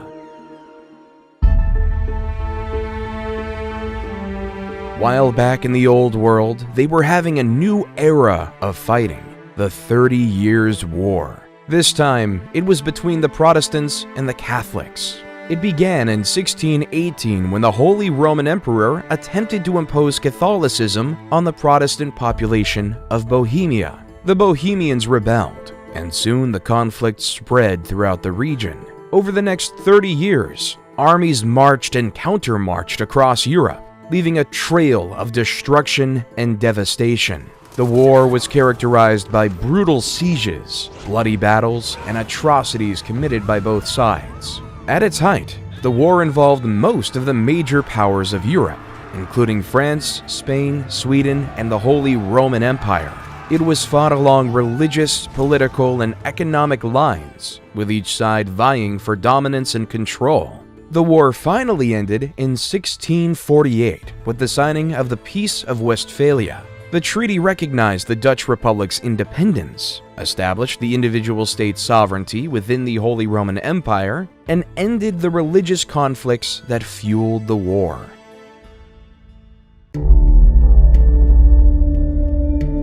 While in China, the Ming court was plagued by corruption, factionalism, and economic decline. The emperor at the time, Chongzhen, faced mounting pressure from his advisors to strengthen the military and defend against the Manchu threat. However, his efforts were hindered by infighting among officials and a lack of resources. In 1644, the Manchu army, led by Prince Dorgon, launched a massive invasion of China. The Ming army, weakened by years of neglect and corruption, was no match for the highly disciplined and skilled Manchu forces. The Manchus quickly conquered Beijing and installed their puppet emperor, ending the Ming dynasty, continuing the cycle of dynasties in China.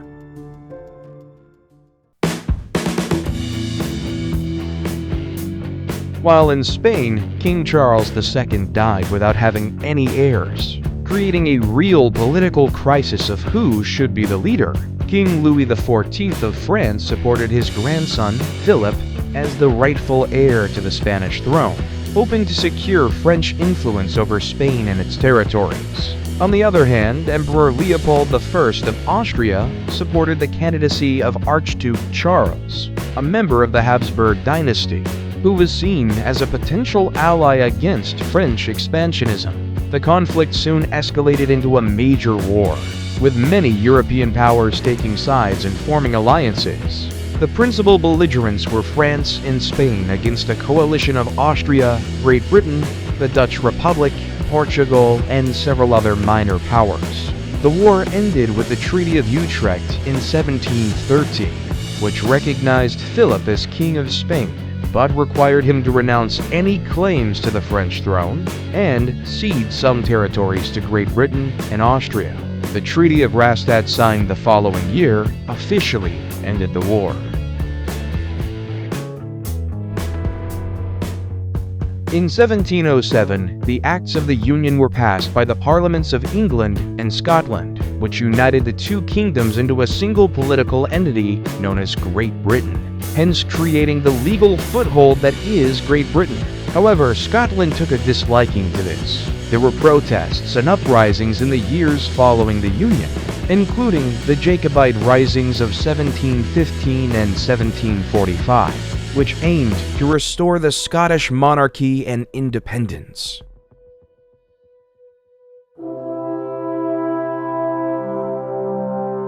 Then, on July 4th, 1776, a group of American patriots stood in a room in Philadelphia, signing a document that would say the words, "We hold these truths to be self-evident, that all men are created equal, that they are endowed by their Creator with certain unalienable rights, that among these are life, liberty, and the pursuit of happiness." War in the Americas was on. But back in Europe, the tone was quite different. Adam Smith published the famous book, The Wealth of Nations, the foundations of laissez-faire economics, which essentially says the market would balance itself out over time. In Austria, Mozart was performing his magnum opus, the Hafner Serenade. Mozart's Hafner Serenade is a charming and elegant work featuring courtly dance music and light, lyrical melodies. Its graceful melodies, subtle harmonies, and elegant instrumental writing characterize it.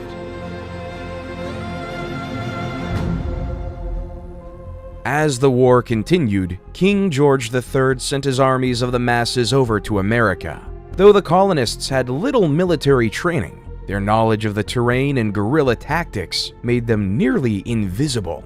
At the same time, the Red Army coats were easy to see for the Americans. In the summer of 1781, George Washington and French General Rochambeau marched their forces south to Virginia, where they laid siege to Cornwallis and his army at Yorktown. The British were trapped and could not escape by land or sea. The siege dragged on for weeks. The American and French forces bombarded the British with artillery, They dug trenches to inch their way closer to the British defenses. The French Navy defeated the British Navy in a crucial naval battle off the coast of Virginia, cutting off Cornwallis's only escape route by sea. On October 14, 1781, the American and French forces launched a massive assault on the British defenses. The British fought valiantly, but were vastly outnumbered and outgunned, and they soon began to falter. On October 19th, Cornwallis surrendered his army to Washington, effectively ending the war. The victory at Yorktown was a decisive moment in the war, and it marked the end of British rule in America and the beginning of a new experiment. With America finally being free from the totally tyrannical grips of Britain, they had one issue. How were they going to lead? Were they going to make General George Washington their monarch? Therefore, democracy was chosen. However, Plato made a good point many years ago, that the common man was incapable and not wise enough to pick a better leader to lead them to success. So the American-founded Constitutional Convention came up with this idea of the Electoral College, where the common man would vote for a particular person who would then have a say in who could be president. So instead of the president being directly voted on by the people, they would vote on elites, who would then vote for the president directly.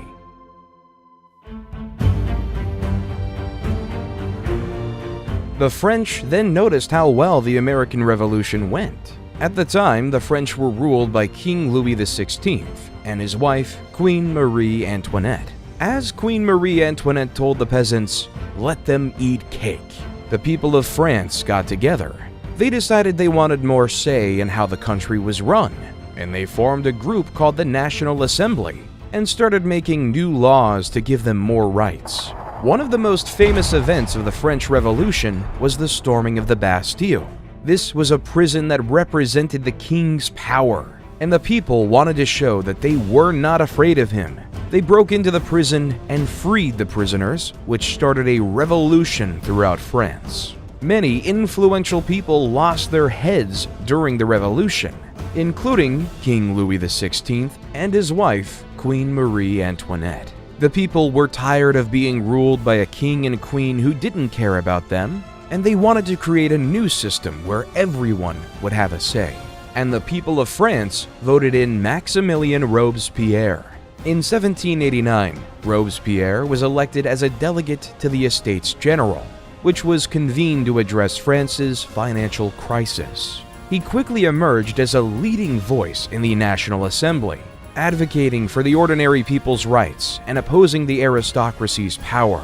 As the revolution continued, though, Robespierre became increasingly radical in his views, advocating for the execution of King Louis XVI and the establishment of a republic.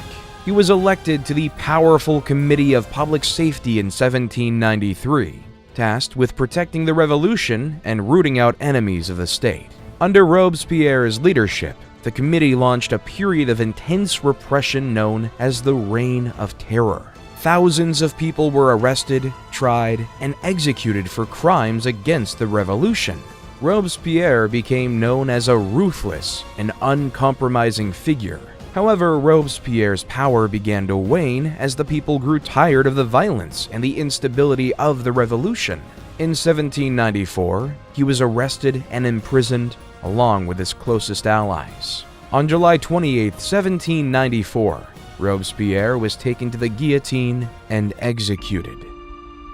The execution marked the end of the Reign of Terror and democracy for now in France. Instead, they moved to a directory.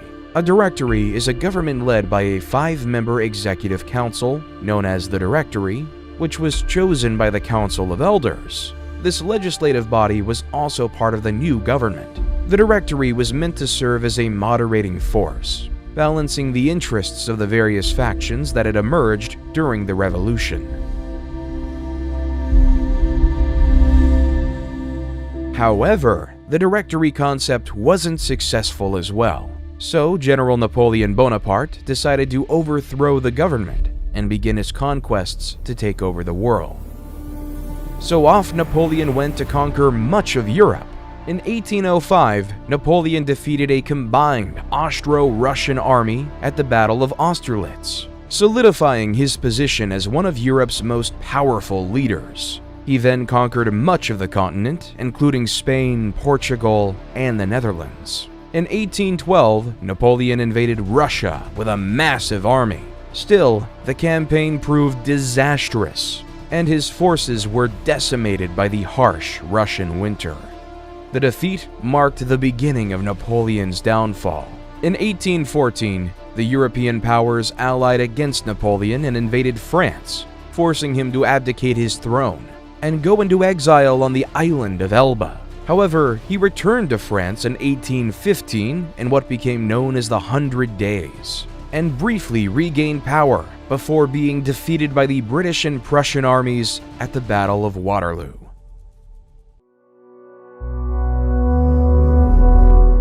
While back in the Americas, Simón Bolívar was on his military campaigns to free Latin American countries from the grasp of the Spanish colonial rule.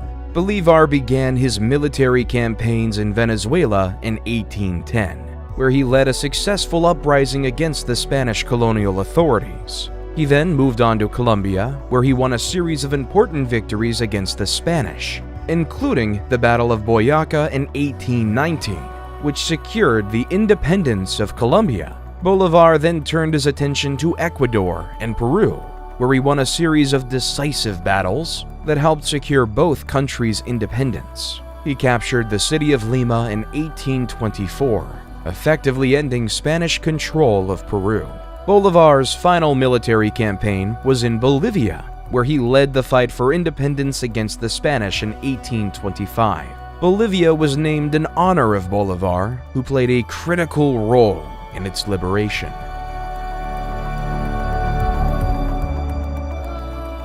In 1848, two men had an idea that would spark debate worldwide. Karl Marx and Friedrich Engels wrote the book called The Communist Manifesto, which is a book about the idea of communism, where instead of a capitalistic system, where the nobles or bourgeois own everything and the workers and proletariats work for slave wages, instead, what if the proletariats owned the means of production and all worked together? As Marx and Engels would write, let the ruling classes tremble at a communistic revolution. The proletarians would have nothing to lose but their chains, and they have, and they'd to win. They would also write, the need for a constantly expanding market for its products chases the bourgeoisie over the whole surface of the globe. It must nestle everywhere, settle everywhere, establish connections everywhere.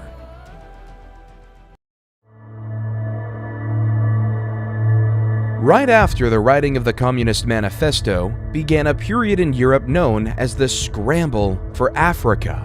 It all began in the 1870s when European countries began to explore the interior of Africa, looking for new territories to claim and resources to exploit. At first, the European powers were cautious, sending explorers and missionaries into Africa to establish trade networks and alliances with local leaders. However, as competition increased, the European powers became more aggressive in their tactics. They used military force to establish colonies and protectorates, and they engaged in diplomatic maneuvering and propaganda campaigns to gain the support of local populations. One of the most ruthless tactics the European powers used was dividing Africa into artificial borders and creating new ethnic and linguistic divisions. This created tensions and conflicts between different African groups, which the Europeans used to their advantage, creating a European stronghold over the continent of Africa to increase their profits. The scramble for Africa came to an end as a result of several factors, including changing international politics, economic realities, and rising African nationalism. One of the key factors that contributed to the end of the scramble for Africa was the changing balance of power in Europe. By the early 20th century, European powers were increasingly focused on competition with each other, particularly in Europe itself, and were less interested in acquiring new colonies in Africa. This was due in part to the growing tensions between European powers that would eventually lead to the outbreak of World War I in 1914. Because on June 28, 1914, a shot was heard around the world with the assassination of Archduke Franz Ferdinand. Franz Ferdinand was the heir to the throne of Austria-Hungary, and his assassination by a Serbian nationalist named Gavrilo Princip sparked a diplomatic crisis that quickly escalated into a global conflict. In the aftermath of the assassination, Austria-Hungary declared war on Serbia, triggering a complex web of alliances and treaties that drew other countries into the conflict. Germany, an ally of Austria-Hungary, declared war on Russia and France, while Great Britain, which had a treaty with Belgium, declared war on Germany. Within weeks, most of Europe was embroiled in a brutal and devastating conflict. In November 1918, after 4 years of brutal fighting, the Allied powers and the Central Powers agreed to an armistice, effectively bringing an end to the war and the demise of the Ottoman Empire. On November 11th, the armistice went into effect, and the guns fell silent across Europe.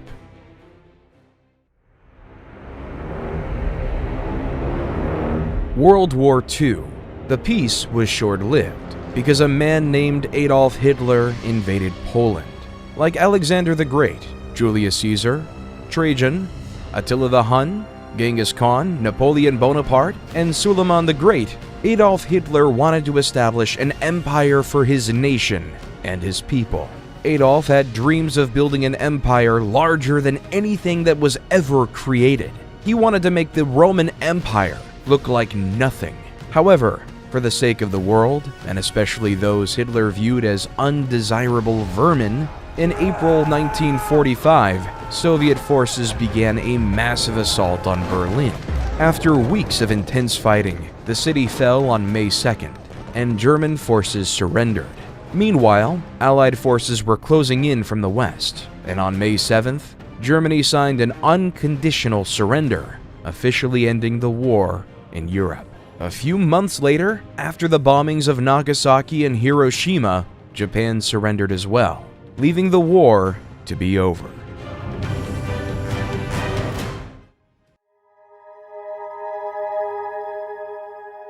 From World War II on, the world has faced a technological revolution. With Alan Turing's invention of the computer during the war, the world became global. For 50 years, America and the Soviet Union were at war, despite the fact that they were on two totally different continents. In 1969, Neil Armstrong landed on the moon, saying, "It's one small step for man, one giant leap for mankind." As the years on the world has become increasingly smaller, computers have become more affordable. Cell phones changed the way we communicated with one another. Let's go back to the story of a man named Gilgamesh on his quest for immortality. At the end of the poem, Gilgamesh realizes, life, which you look for, you will never find. For when gods created man, they let death be his share, and life withheld in their own hands. The history of human civilizations is an incomplete book, constantly being updated. Some things will never change. However, humans will always die. Empires will always rise and fall. The masses will always clamor towards safety.